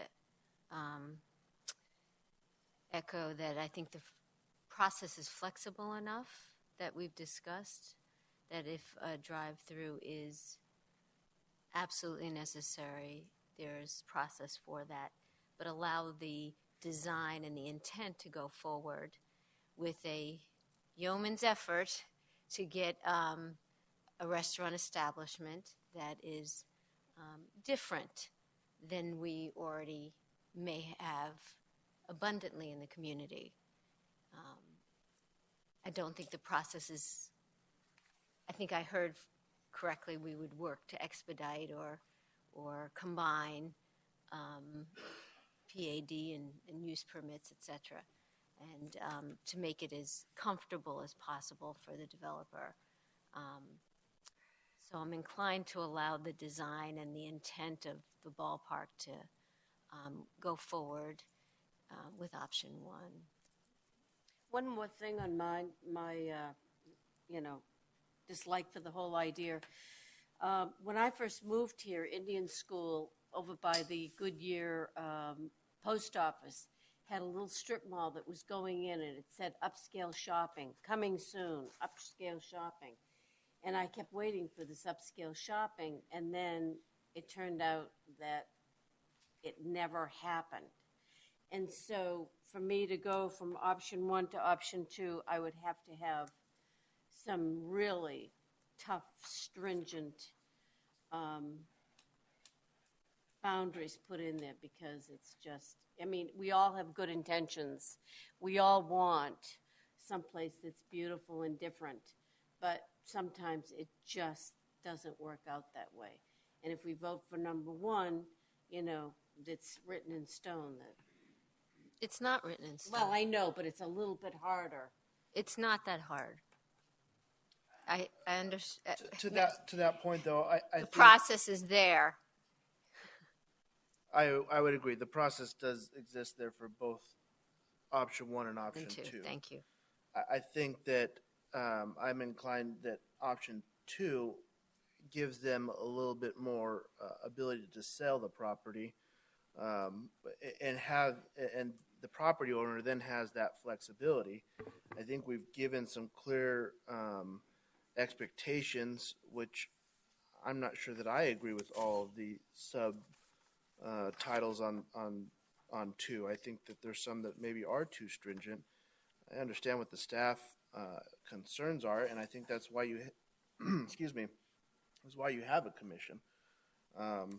They'll have to come back through and do this. I really don't think that if we go with option 2, I don't think that's the first thing that's going to go up. If you look down in that area, you have that commercial strip mall across the way that's the bingo hall and some other things, and then the residential is a little further north, and you have the recycling plant down south. So I just don't think that they're going to run off and sell a drive-through right away. I think that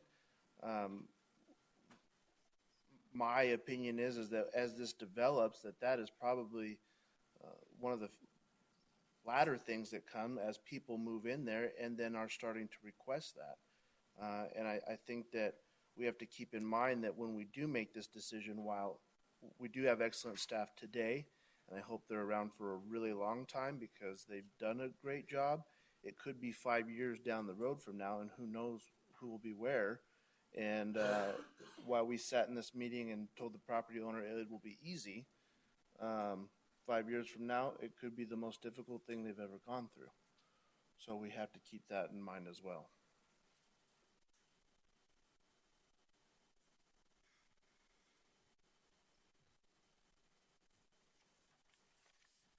Is there any further discussion? Well, are you going to take a nose count off the record and just see Like a preliminary vote? which option each person likes? Because I was hoping for a chance to filibuster. I've never done it. Get out your phone book. I would ask, as we look at option 2, I would ask that we look at a couple of things there, and I leave this up to discussion to the commission members, and then someone could choose to make a motion or not. But I think that subpoint number 3 with the patio size is too restrictive, and I would think that should be removed. On 6 and 7, I agree with the enhanced architect design and enhanced pedestrian connection, and I'm okay with leaving that in, but I would ask that we remove zoning and administrator, meaning that would ultimately end up in staff could work through it, and then ultimately the decision would be left to the commission at that point in time. Mr. Chairman, can I have a point of order for a second? Excuse me for interrupting you. No. The zoning administrator is me. Correct. So yeah, I would get to make that particular decision, and then if the applicant disagreed with that decision, they would appeal it to you all. So just for clarification, I think you got to have somebody in there to give them some guidelines when they're applying. Otherwise, they could put in anything, and there's nobody to say. Because in the end, you're just recommending, and we can choose to follow that recommendation or not. Is that correct? I apologize. I interrupted you, Mr. Chairman, and may have derailed the communication here. But so the plans would come in. We would review them in conformance with the city's design guidelines and the enhanced design guidelines for Ballpark Village. And then what else would they be doing to promote the walkability, that type of thing, the urban feel of the area? And if there was an effort to do so, then we would just administratively approve it. It would not come back to you. The only way it would come back to you would be as if we said no and they said yes, we want to appeal your decision, then it would come back to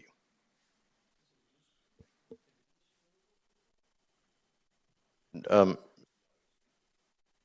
Referring to the enhanced architectural design, it's item number 6 under E. Yeah, we're still going to see it either way. Similar to the drive-throughs at Estrella Mountain Ranch, and the one off McDowell, which we discussed to great length in regards to light going across McDowell into the residential, and I remember those discussions. Can the chairman make a motion? I would prefer not to make a motion, but You could just make the motion. If the chairman's allowed to make a motion, aren't they? Chairman never makes a motion. I prefer that. Yeah. I could make a motion, but while I appreciate again all the work that staff has done, I understand some of the concerns that they have, and I think that they're valid concerns. At the same time, I put myself in the shoes of a property owner, and who knows what's going to happen 2 to 5 years down the road, what that area looks like, and I also don't want to limit the flexibility and have not only them to come back through a difficult process, but staff to also have to go through an elongated process when you can at least go straight to a use permit. Mr. Chairman, if I may, I agree with you. I'm in favor of option 2, but that's not to take away at all from the staff's concerns. I'm in favor of it for some of the reasons you laid out. And in addition, I think there's some wisdom in compromising. Staff is not entirely thrilled with option 2, nor is the applicant entirely thrilled with option 2. And sometimes that is the best course to take. I get that we don't know exactly what type of drive-through would come through later, and we're envisioning coffee. It might not be coffee. But, you know, although it's difficult to go against what the staff has recommended, if you're doing a little informal count here, I would be in favor of option 2.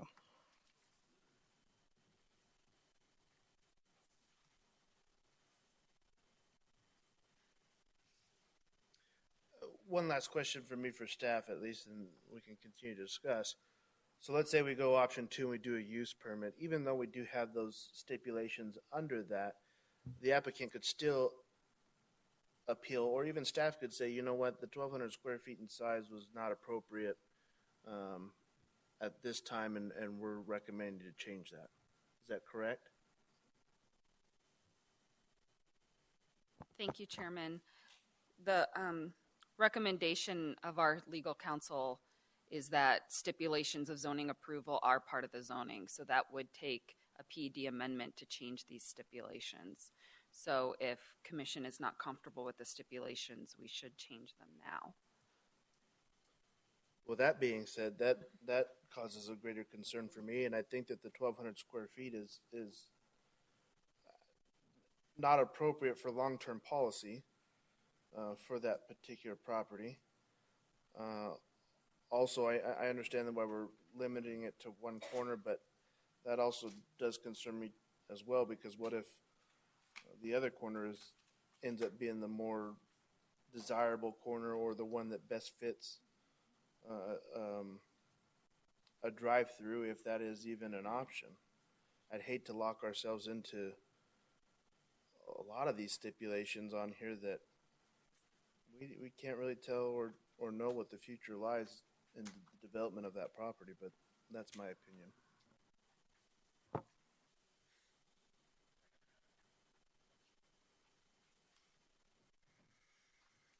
Well, then we're back to what Katie said. If we're not entirely comfortable with option 2, the safer course of action is option 1. But keeping in mind that option 2 was sort of staff saying, we want option 1, we feel that's best for the city of Goodyear. But if a drive-through is going to be allowed, this is what we could live with. And I think if we start hacking away at that too, we may regret doing that. Not to mention that we're an advisory committee, so we're not making the final determination. We're just telling city council what we think, and they'll make the final determination. And if we're this interested in this thing, I can imagine how interested city council is going to be to discuss this particular issue, and they may have a whole different slew of things that they would like to see. Chairman, if I may just offer a suggestion too, if there is consensus for option 2 and this one stipulation is causing concern, we could take direction to further investigate what is the right size patio with the applicant, and what gets to the point of having something that you don't typically see at other drive-through restaurants and is significant and appropriate, and work with them on.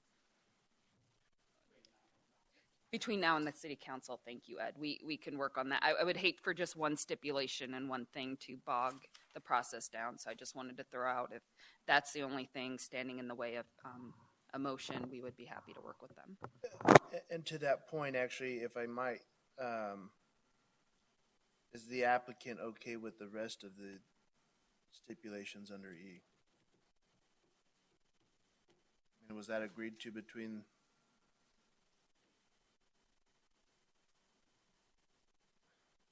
Yes. You asked if the applicant's okay with the rest of the. I'm sorry. That's a very dramatic. No, I appreciate that, Ed. I was waiting for something more.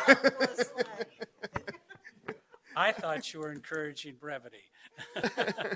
It makes the evening interesting, that's for sure. With that, I guess You want to make a motion? I would ask someone from the commission to make a motion and to.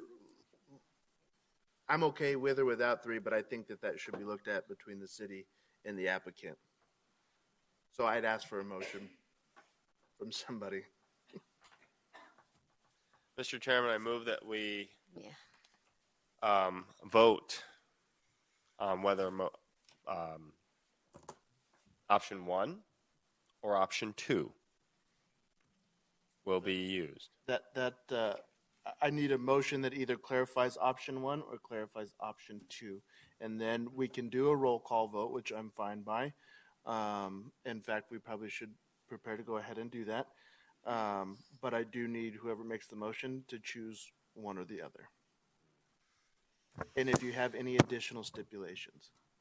And I do just want to clarify that if a motion fails, if a motion does not get 4 votes, it fails, and a motion cannot be revoted on. Can I try? You can try. Okay.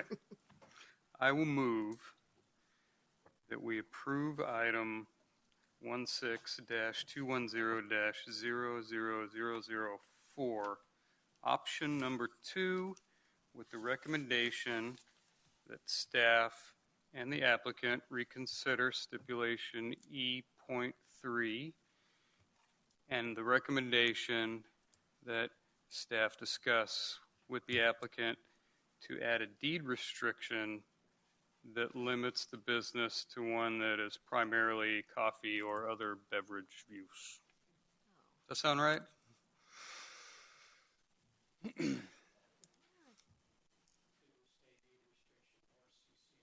Deed restriction or CC&R. Can we leave it at deed restriction CC&R and not go into anything else? That's like as far as the The item coffee 3. shop or whatever, just leave it at a deed restriction in CCNR? Well, we got to say a restriction of what, though? I said, No, that document would allow them to restrict it further. Am I correct? yeah, but restricted to what? So I said Right. coffee or beverage, primarily coffee or beverage, unless you want to restrict it to something else. Or do we not want to restrict it? Why do we need to restrict it? Because everybody was afraid of McDonald's. drive-through wedding. Mr. Chairman, if that's If the we- motion, you can have a second of that motion and then have a debate on that motion Okay. if you'd like. I need a second to Commissioner Barnes' motion, please. I'll second. Thank you. And then I can amend the motion after we discuss. Yes, sir, that's correct. Okay. So, to that motion, I think we could add the stipulation to create CCNRs or deed restriction, but we don't have to further restrict it on what the use is. What's the point of having the restriction if we're not telling them what to restrict it to? Right. But that CCNR and deed restriction will have to be between, will work with the city because they have ownership in those properties, which I'm sure that the applicant would probably end up doing at the end of the day. I mean, if we're not trying to discourage things like fast food, then we don't need to have a restriction at all. That's only if we think that we want it to be limited to something like a coffee shop or liquor store, whatever. No, I think Commissioner Barnes is correct. I think we do need to explain what we're trying to do here, so that council will have also our input and what we would like to see here. I think the restriction is necessary if we go with number 2. At this point, I'm more inclined to go number 1 because this just seems like we are spinning our wheels.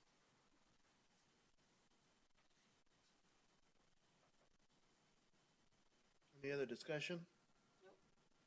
Nope. A tie vote will also kill this, right? Yes, sir, that's correct. So then there would need to be another motion.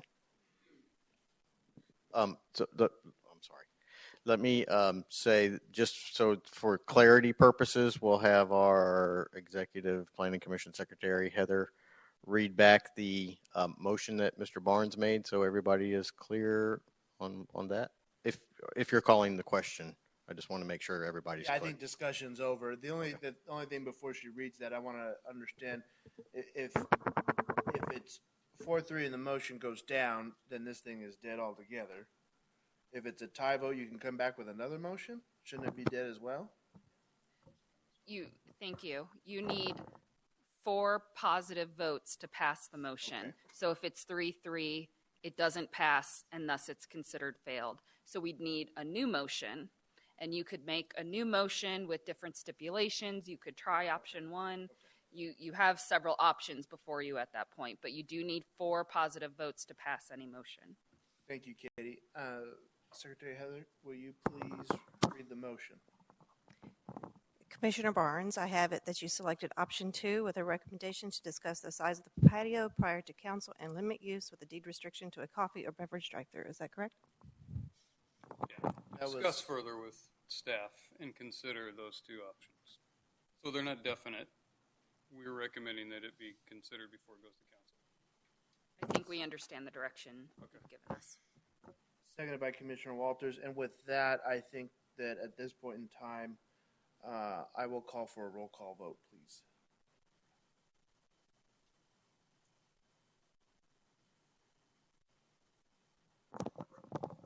Commissioner Kish, Yes, with those restrictions. Commissioner Keys, No. Commissioner Maloney, No. Chairman Bray, Commissioner Barnes, Yes. and Commissioner Walters. Yes. Chairman Bray, sorry. Yes.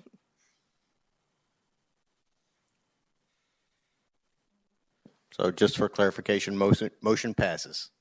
Correct.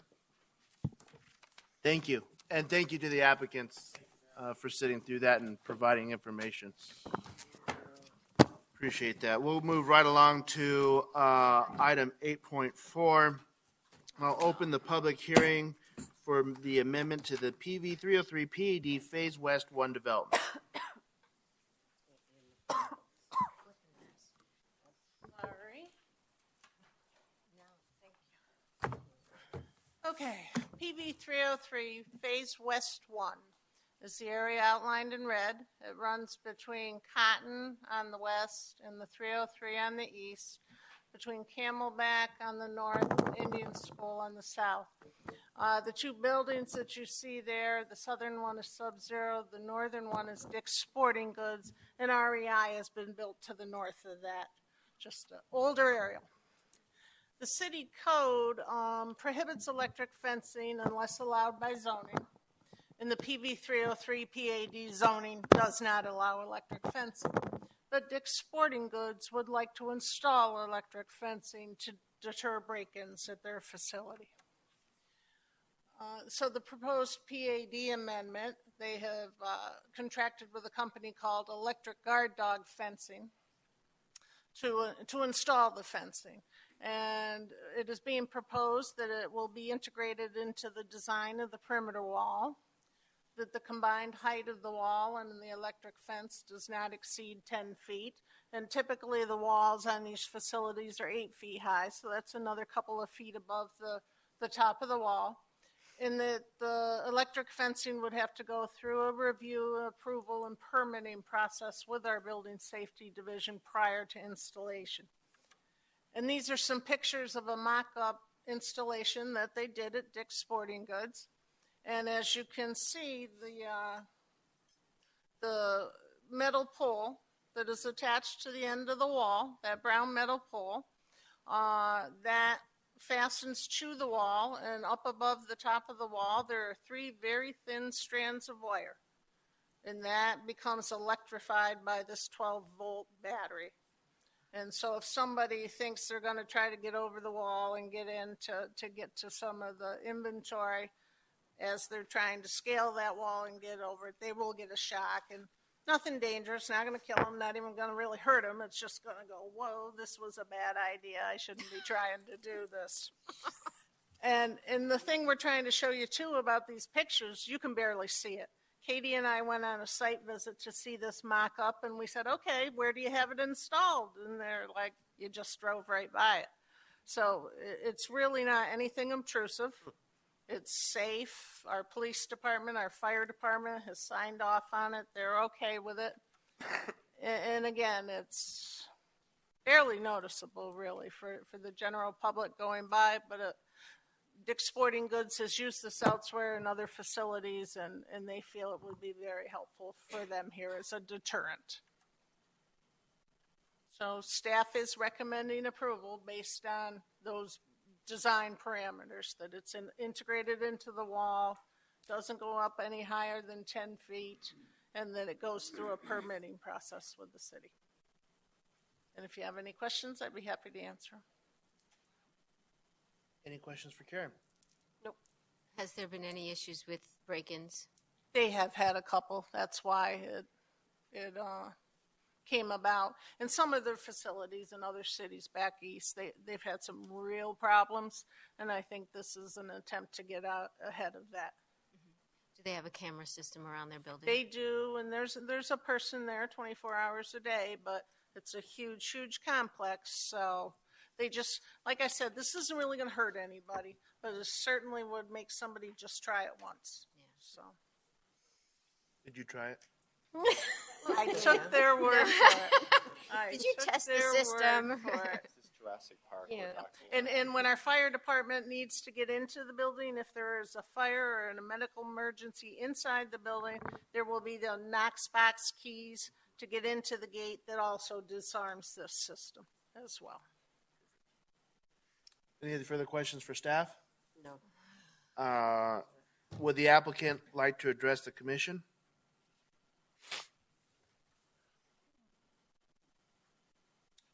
Make sure you state your name and address for the record, please. Good evening. I'm Michael Gray, representing Dick's Sporting Goods, 4651 North Cotton Lane.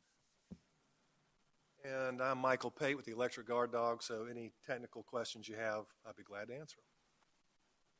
Any questions for the applicant? Perfect. You guys got off easy. Thank you very much. With that, I will close the public hearing and take a motion, please. Mr. Chairman, I move that we approve case number 17220000002 with staff approval. I second. It's been moved by Commissioner Kish, seconded by Commissioner Maloney to approve the PV 303 PAD Phase West development. Is there any discussion? Seeing none, all those in favor signify by saying aye. Aye. All those opposed, motion carries. Thank you, Karen. Thank you. Mr. Chairman, Commissioners, can I ask for a quick 5-minute break? Would that be possible? Absolutely. For all of us? Absolutely. We will recess for 5 minutes. I know.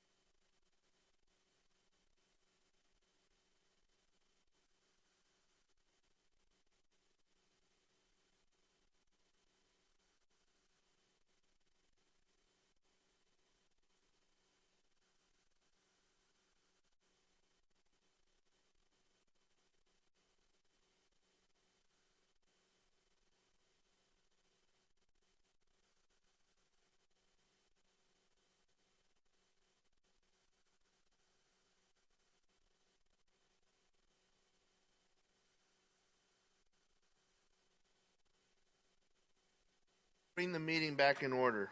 And with that, I will open the public hearing, I think, is what I'm going to do. Open the public hearing On item 8.5, the special use permit to allow the inert material landfill. Thank you. Mr. Chairman and Commissioners. The existing I-10 borrow pit at the southwest corner of Roosevelt Street and 158th Avenue, just west of Walmart, is the subject of the application. And the pit was recently purchased by Fusaro Land Reclamation. And as you will probably recall, staff processed a zoning ordinance text amendment to allow the inert material landfills with special use permits. That the council approved that on March 27th. And this particular property is zoned agricultural. Fusaro submitted a special use request to continue and complete the land reclamation activities that had begun by a previous owner. They will do so in 3 phases, and right now they anticipate that it will last approximately 5 years. On this plan, it shows you the truck route. The trucks will come into the site with the construction debris via Roosevelt Street. They will come into the site, and the northernmost infill area, the darker area, is where the fill will occur first. That's where it exists right now, and so they're going to add to that. Then the second phase is the middle area, so the trucks will come in further onto the site, empty their debris, and turn around and go back out and leave the property via Roosevelt Street as well. And then the final phase is the southernmost phase. And again, same basic path for all the trucks getting in there, dumping the loads, and leaving the site. There's a security fence around there now, a chain link fence. They'll put up a black mesh netting on that fence to keep in dust, try to preserve the views as much as possible. There'll be a construction trailer, construction for lack of a better term, a trailer there where the trucks will check in, and the gates will be locked and off hours so that the trucks can't come in there on their own. They need to check in, and there'll be some issues that were brought up by the neighborhood at our neighborhood meeting. There were 4 basic ones. The first being dust, and our stipulations and requirements and county and state requirements that we think will address these concerns are, a dust control permit is required, and the sign has to be posted so that there's a number at the county to call if there's issues with dust. They're going to have the 12,000-gallon water tank there on site to, again, keep down dust like at any construction site. The heavy cloth mesh that I attach, as I referred to, will be attached to the fence, so that should help to keep the dust on site. Noise was another concern. Fusaro's equipment that they're going to be using will have white noise backup alarms instead of the beep, beep, beep. It'll be a more kind of, not soothing, but not as annoying noise that will occur. There are stipulations dealing with the maximum noise level at the property lines that they can put out, and should that be exceeded, then we have stipulations that will need to be addressed to deal with the noise levels and get them reduced down.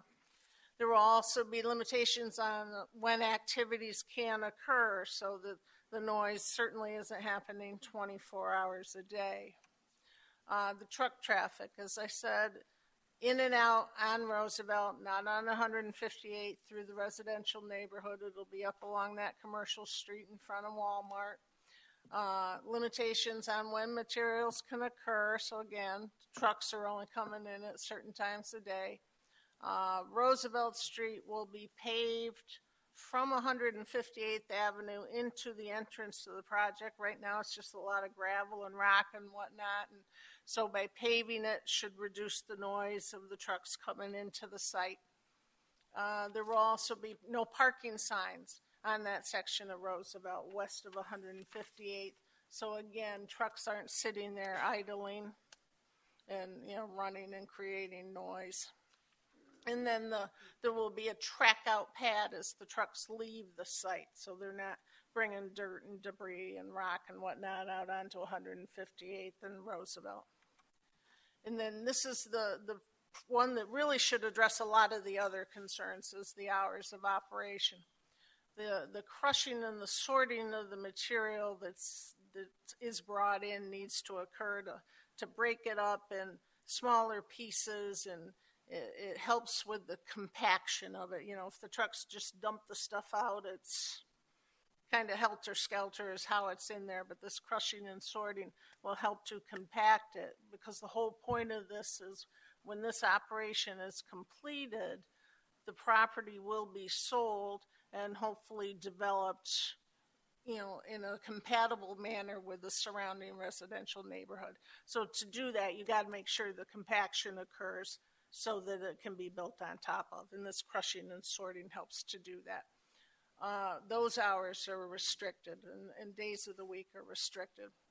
And then also the delivery of material. This is based on our city code construction times.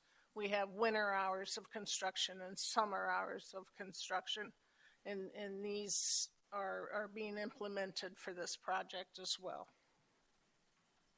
And staff is recommending approval subject to the stipulations in your staff report, but I do have a couple amendments that Heather handed out to you. For the original stipulation number 9, we had originally talked about test results being submitted, and that's a little more formal than what we need. We're going to have geotech reports about the compaction and all that. That's the most critical activity. But in terms of just, you know, how much is coming in, how many trucks per day were there, how much fill did they have, blah, blah, blah.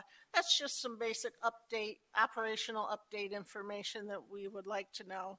And we would like to have them provided to the city. And it's just something as easy as an email once a month. So made that a little easier, but we get the information we would like to have. And then on number 17, we're doing this in conjunction with the site plan, but there were certain activities that might occur as part of the operation that we would want to see a site plan amendment for.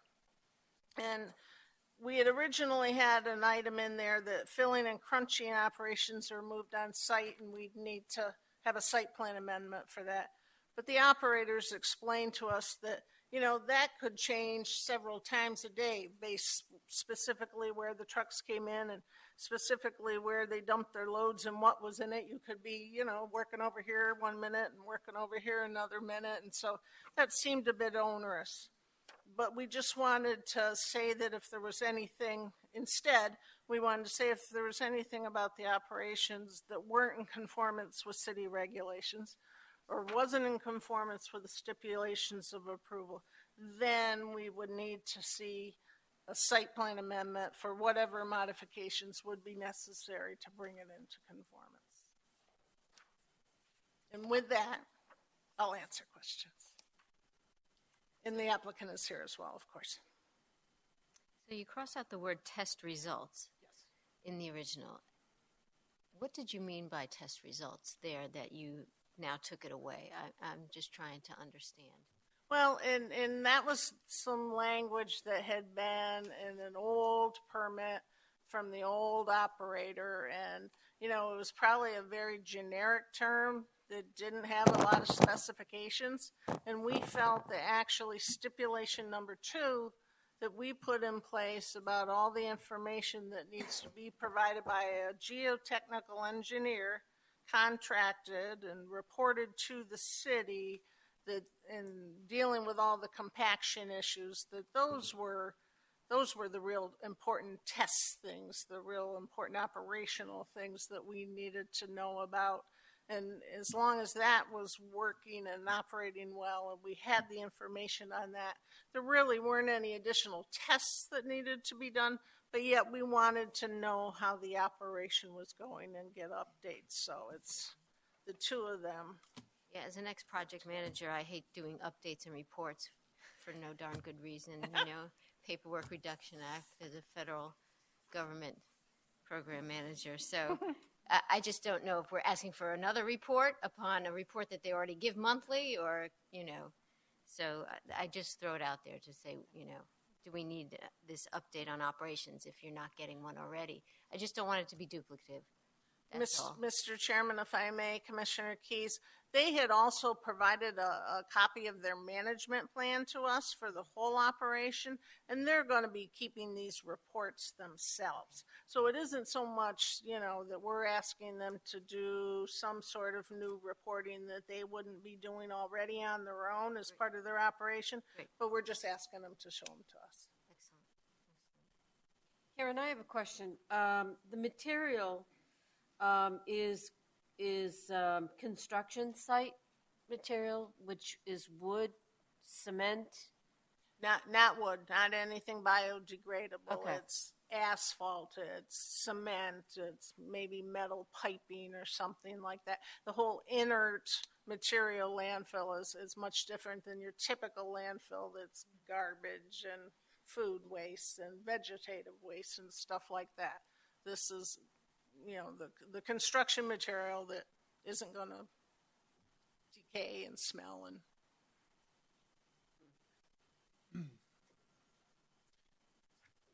My question is on the traffic situation, because I'm sure that the trucks in and out there vary, and I understand that the traffic engineer said that they can accommodate that.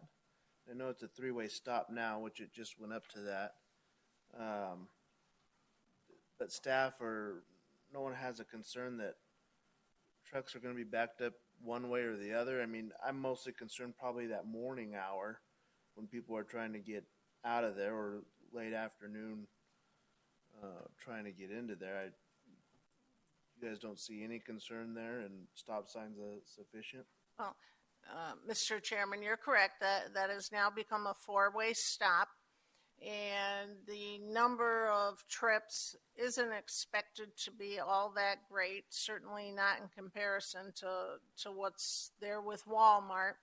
But they will have to come into the site to get to the trailer, so we anticipate that most of the queuing will occur on site, and they should be, varied throughout the day that these trucks are coming in.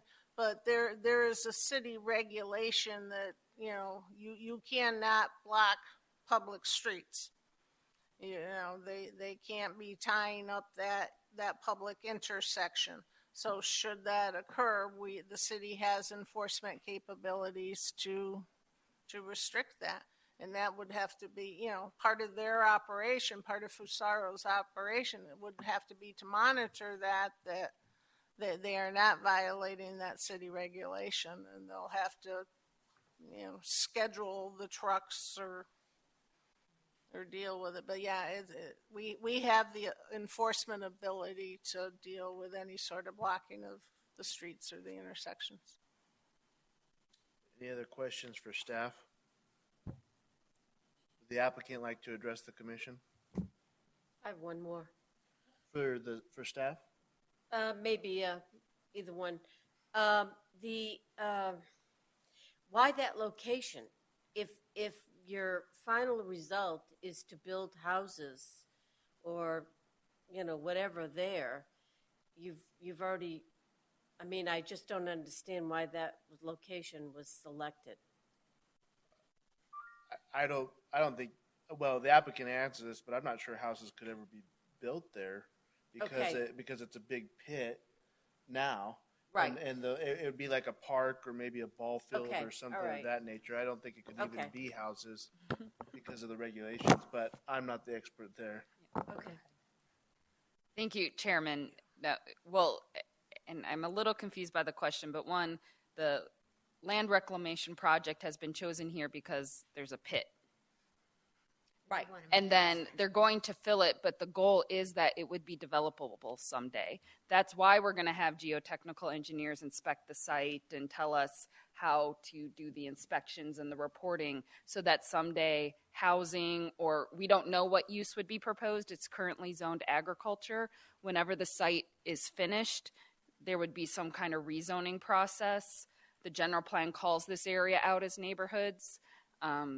But the goal is to create some kind of developable site, not that it would be a park or open space.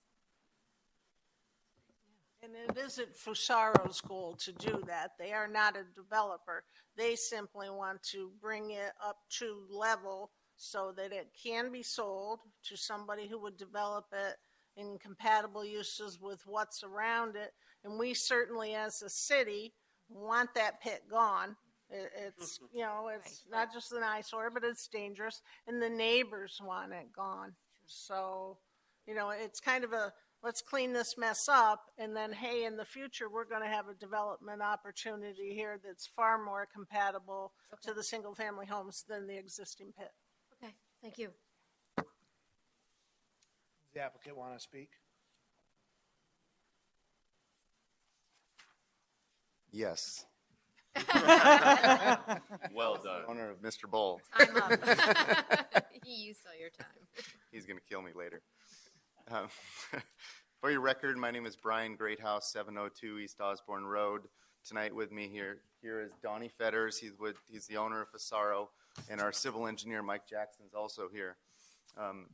As Karen mentioned, that's exactly right. There's this hole is approximately 60 feet deep from the top to the bottom, and it needs approximately 1 million yards of dirt. And Fusaro expects to haul in about 200,000 cubic yards of primarily dirt, but also, like you heard, asphalt, concrete, and other types of inert construction materials. And they're very bullish about it. Right now, it's an unmarketable property, and they're trying to make it into a marketable property. So they'll make money on their investment. The residents want it. We've had 2 neighborhood meetings. We had a neighborhood meeting here at the city, and there were 6 residents that showed up. And then I followed up with one of them, and I asked him if we've adequately addressed his concerns with some additional hours of operations type stipulations. And he said yes. And he said that they had a block party, and there was a lot of questions from neighbors about what was going to happen here. A lot of neighbors that didn't know or didn't show up to the neighborhood meeting here at the city. So we offered to go out in the neighborhood, and we bought some pizzas and went to the Travis Park Community Park and had a meeting with them under their Ramada one evening. I think it was a couple weeks ago. And overwhelming support, but it's a balance. It's a balance of what can you do to make this least impactful on our lives. And I think we've done that with the hours of operation. We're stopping all operations at 5 p.m. so that the neighbors and everybody can enjoy their dinners with their families. We're not doing any work on Sundays, and we're limiting what they perceive to be the most impactful use, which is the crushing on the site, and that's primarily with an excavator hand that comes down and crushes the concrete into smaller size material so it can be pushed over by a bulldozer and then compacted using an 825 compactor, which is a compactor with sheep's feet. Sheep's feet are these metal feet that you run over the dirt with, and it compacts all the material down into a suitable level. And then as the dirt raises to the surface, there's more and more testing and more engineering that goes on as you get closer to the surface so that it will be a suitable building site. So in the end, everybody wins. That's why we're here today. I'll answer any questions if you have any. Any questions for the applicant? I have one. Just Commissioner out of Barnes. curiosity, how long do you think it's going to take to fill this hole based on, projected development activity? We anticipate 4 to 5 years, and that's based on the 200,000 cubic feet of dirt or other material to make it the total of 1 million yards that it's short. If they're more successful than that, great, they'll be doing it quicker. If it's longer, this permit, there's a stipulation that's a 5-year renewal period, so we'll have to come back through the hearing process again. Commissioner Kish? Yeah, just one. Is Fusaro currently controlling that area right now? Yeah, Fusaro bought it about 11 or 12 months ago from an investor who bought it out of a tax lien foreclosure process. So they've been itching to get in and do some stuff in the site, but they haven't had the correct permit to do it. Okay. And so the first thing they're going to do in the first 60 days is clean those dumped piles outside their fence right now. The tire there that's been there. For all that junk that's sitting out there, and they're pulling the fence, as you can see on the picture, out to the right-of-way line. Currently, it's tucked in a little bit, and there are semi trucks that park there. and we've been wanting to kick them off there, and Donnie tells them to leave the site every time he visits the site, but they keep coming back. How high will that barrier be? The fence will be a 6-foot fence. 6-foot fence. Okay, thank you. Yeah. That's my only question. Any other questions for the applicant? Yes, Commissioner Walters. Mr. Greathouse, thank you for the information. I can envision, to Chairman Bray's point about traffic, I can envision that once this gets going, there may be some traffic issues that you can't foresee right now because the operation's not running. What would the applicant's approach be with the city if it turns out that there are traffic issues impacting the residents in the surrounding area? We had this conversation with staff earlier, not exactly on point, and I'll get to all points of your question. But first, there's a lot of queuing through the property. It's not only just where the black lines go through the property now. That's just representative of one particular path that could be traveled. But to get down to the south portion, obviously, that's going to be a longer traveled path. So there's opportunities to bring more trucks on site and have them queue on site rather than have problems off-site. So that's one tool in the toolkit. Other tools are information to different people who are trying to lose material. Say if you want to haul to our site, then you have to follow our rules and regulations, and if you're not following them, then you're not going to haul to our site. And I think this is a lot better economically for a lot of people to come in here and dump rather than go to a city dump. So it's a benefit to them if they can follow the rules. And Donnie's always told me and told staff that he's willing to work with staff very closely on any issues that might arise. And he's told the same thing to neighbors if they have any issues to contact him directly. Thank you. Any further questions? Thank you. You're welcome. Thank you. With that, I'll close the public hearing and ask for a motion, please. Chairman, point of order, you didn't ask for any speakers. Is there any speakers on this issue? Perfect. Thank you, Katie, for keeping me in line. Can I close it now? I'll close it a second time. Thank you. With that, I'll take a motion. Mr. Chairman, I move that we approve case number 17350-00001 with staff approval. I'll second. It has been moved by Commissioner Kish, seconded by Commissioner Walters to approve the project. Is there any discussion? Seeing none, all those in favor signify by saying aye. Aye. Aye. All those opposed, same sign. Motion carries. Thank you. Thank you. Thank you, Karen. Thank you, guys. We'll move on to item 8.6, and I'm guessing that I'll probably turn this over to either Katie or Chris about our new meeting date. Mr. Chairman, Commission, thank you for allowing us to bring this to you for consideration. As Katie's also going to mention to you, and just under staff communications in just a couple of moments, we've really been working as a department on significant process improvements to reduce our review times and while still ensuring city rules and regulations and public safety is all adhered to. But we've been working very, very diligently to become more efficient, to be more responsive, and to be more effective. And it's really, that's come to light and been realized primarily as a result of Katie's efforts and the planning staff's efforts of Alex, Karen, Steve, Joe Schmitz, and Steve Kretschia. I don't want to miss him, excuse me. So recently we've also had some conversations, an improvement process meeting with the city clerk's office, because what happens after a planning commission meeting, you have an agenda and these staff reports, and then planning staff takes the motions in the discussion that took place at the meeting tonight, updates all the planning commission staff reports, loads them into a different, or it's actually the same software system, but it goes through this process, this agenda-ing process with the city clerk in order to produce the city council's agenda. Without getting into too many specifics, it used to take us, because of deadlines and time for approvals of these staff reports and reviews and so forth, after the planning commission meeting, agenda items would normally take anywhere from 3 to 4 weeks, depending on the next council meeting, for the items that you recommend approval on to turn to the council. By simply this came as this recommendation tonight to request that you all consider moving your regular meeting date back 1 week earlier in the month. We'll be able to get, by and large, most of our cases to this city council meeting for final decision the same month in which you consider it. So we're effectively saving our customers, anywhere from 3 to 4 weeks of just pure wait time.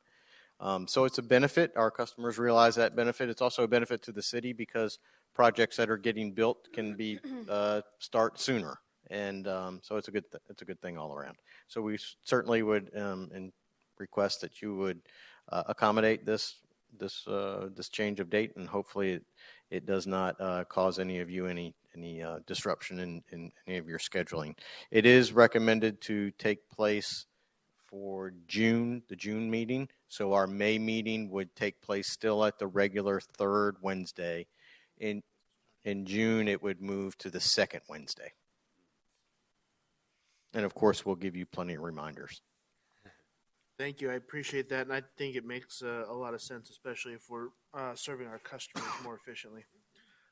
With that, I will take a motion unless there's questions for staff. Okay, a motion, please. Anybody, don't be bashful. Mr. Chairman, I move that we approve case number PZ17001.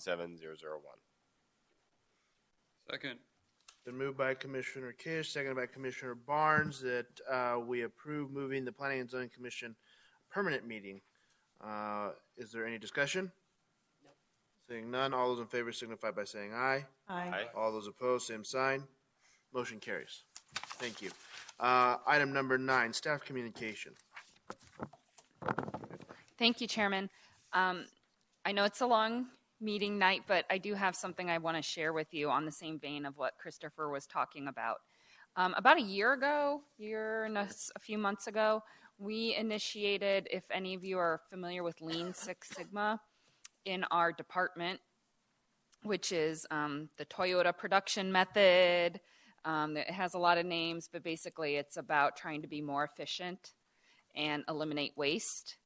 And we're really excited because we've been really seeing a lot of the fruit of our labor recently. In Q1 2017, we one of our big areas of focus has been our turnaround time. So an applicant submits an application, we review it, and we give them back comments. In Q1 2016, it was taking us on average 19 days to do that. And in Q1 2017, our average was 10 days. And so we've cut it almost in half. At that same time, submittals to the department are up 57%. So our workload has gone up 57%, yet we've been able to cut our review times in half. And it's through implementing these tools we've been learning, these Lean Six Sigma tools, and things like what Christopher just mentioned. By moving our commission date, we're going to be able to save our customers a month. So sometimes it's not about doing things faster or trying to squeeze a lot of work in a short amount of time. It's just, hey, why didn't we ever think to have the commission date on a different day? So we're really excited to share that with you. Our pre-application meetings, the process starts with someone comes in and has a meeting with us, and then we talk to them about the process, have been up, I think, at about 50% as well. So we're definitely seeing an uptick in development in the department. So it's very exciting to see activity coming back to the city. We're seeing a lot of projects, and you can see that's why we're getting some longer agendas like you have tonight, because now they're working their way through the process and making their way to you and city council. So I just wanted to share that good news. We're really proud of the hard work we have been doing, and we hope to keep coming to you with further wins and improvements that we've made. I think that's huge. Great job. Can I ask you a question, Katie? Just refresh my memory. The pre-app due diligence meeting, what is the city's fee for that? $0. Yeah. City of Phoenix, $1,200 for that meeting. Really? I just did one this morning. Wow. I'm going, I think Goodyear does this for free. No, they We charge do not charge. a chunk of money. Maybe we should increase. No. See a revenue stream. Yeah. Another reason for people to locate their stuff in Goodyear. There you go. And Mr. Chairman, if I may continue along what Katie started there, in terms of activity and so forth, we've seen the first 2-3 months of 2017 calendar year. Single-family building permits are up nearly 60%. So there is an increase in activity, which we're delighted to see and happy to facilitate. So good things are going on in Goodyear, and certainly you all are part of that process. So we appreciate you sticking with us on these longer meetings, which is a good sign. If I may, just go ahead and just close the loop with you on a couple of other projects, as I normally do, that you have recommended approval to the council on.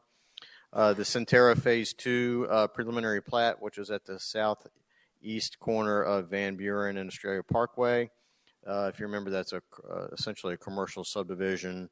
That property was recommended by the commission to the council. It creates 5 lots, and that was approved by the council this past Monday. Likewise, on the southwest corner of Van Buren and Australia Parkway, the Hudson Commons project, where you all had recommended the creation of 4 lots there, large parcels for future development. That was also likewise approved by the city council. Australia Plats in Lucero or Community 11, there was 2 at your last meeting that you recommended approval of to the council, and the council approved those this past Monday as well. And I did just confirm on our friend Google here that the chairman, to answer your question earlier, can in fact make a motion. So just wanted to double check ourselves in that regard. And then one away from that, Chris. Yes, sir. But you have the opportunity, or you have the discretion to make it or not. So I'll leave it at that. But also one more thing on Katie's point of implementing Lean Six Sigma. The team, as I said, has done a fantastic job in conjunction with our sister departments, city attorney's office and engineering, fire, and so forth. So although we're delivering that news to you, and we may be the face of those improvements here before you right now, there's a whole cadre of people that we work with daily, and very closely that help make that a reality. So we certainly want to thank them. So process improvements are very important, and we will continue. We're an organization of continuous improvement, and we will continue to strive to reduce waste and defects and things of that nature, as Katie alluded to. But there's a whole other segment of it that of improvements, and it is structural alterations to our ordinance. If you remember, the other month we brought before you the deletion of the city center gateway overlay district guidelines, and that was also likewise approved by the city council to delete that. Again, it's not to impugn the idea or the thoughts behind it. It's just the city has matured to a point where those regulations no longer made sense, and we're delighted that the council agreed with your recommendation and our initiative to delete those. But we'll also be coming before you over the next couple of months with other revisions as well to our ordinance. And again, it's not because the ordinance is bad or what was proposed and approved and adopted is bad. It's the city has matured. There's new thought processes, and there's plenty of internal safeguards. So if we don't have to put a customer through a 112-day process, that we administratively can approve because what's the real purpose of that? So we're constantly evaluating those, and you will see these things begin to come through. I can't promise you that you're going to have an agenda full of those, but you will begin to notice a trend of those moving through. So I just wanted to let you be aware of that. I think that is great news that Lean Things seems to be working in a lot of places. I'm glad you guys are narrowing that all down. With regards to the regulations, are you working with the regulated community and developing those recommendations, or are they purely just staff at the moment? Currently, their staff, we have a couple of initiatives that we're actually working on. Alex and Katie and her team are working on a project. If you remember, many PADs, like tonight, have to do with the creation of lots that are 50 and 55 feet wide. Currently, the only mechanism for those to be created is through the PAD process. So we're actively researching how other cities in the valley, in the region, and nationally are also addressing these lot sizes. And we actually want to create specific zoning districts in our ordinance, like now I'm making stuff up, SF 50 or SF 55. So that when somebody wants to apply for that zoning, we don't have to go through this big long PAD review process. It's a zoning change, so it would still come to you and the council for approval. Don't miss what I'm saying, but nevertheless, we wouldn't have this big laborious PAD process. And in that instance, we will absolutely reach out to make sure that the development community is informed, has the opportunity for input, because it goes back to our vision and belief that the development community is our partner in building the city. And certainly we don't want to be in the surprise business. And we also want to make sure that what we're proposing doesn't create unintended consequences. So it's important to get that input. So that's a long answer to yes. And I think that's important to engage the regulated community somewhere in here. I know we got to get our processes down to as efficient as possible, but somewhere in here, reaching out to those people, because sometimes they see stuff that internally doesn't see. I know the governor did his red tape deal, but maybe something like that where you just ask them, hey, is there something, and look at their recommendations and evaluate it, because they have obviously a little bit different view than you guys, and maybe there's something that we're all missing. But at the end of the day, I think you guys are doing a wonderful job. So, anything else for the good of the order? That, the meeting is adjourned.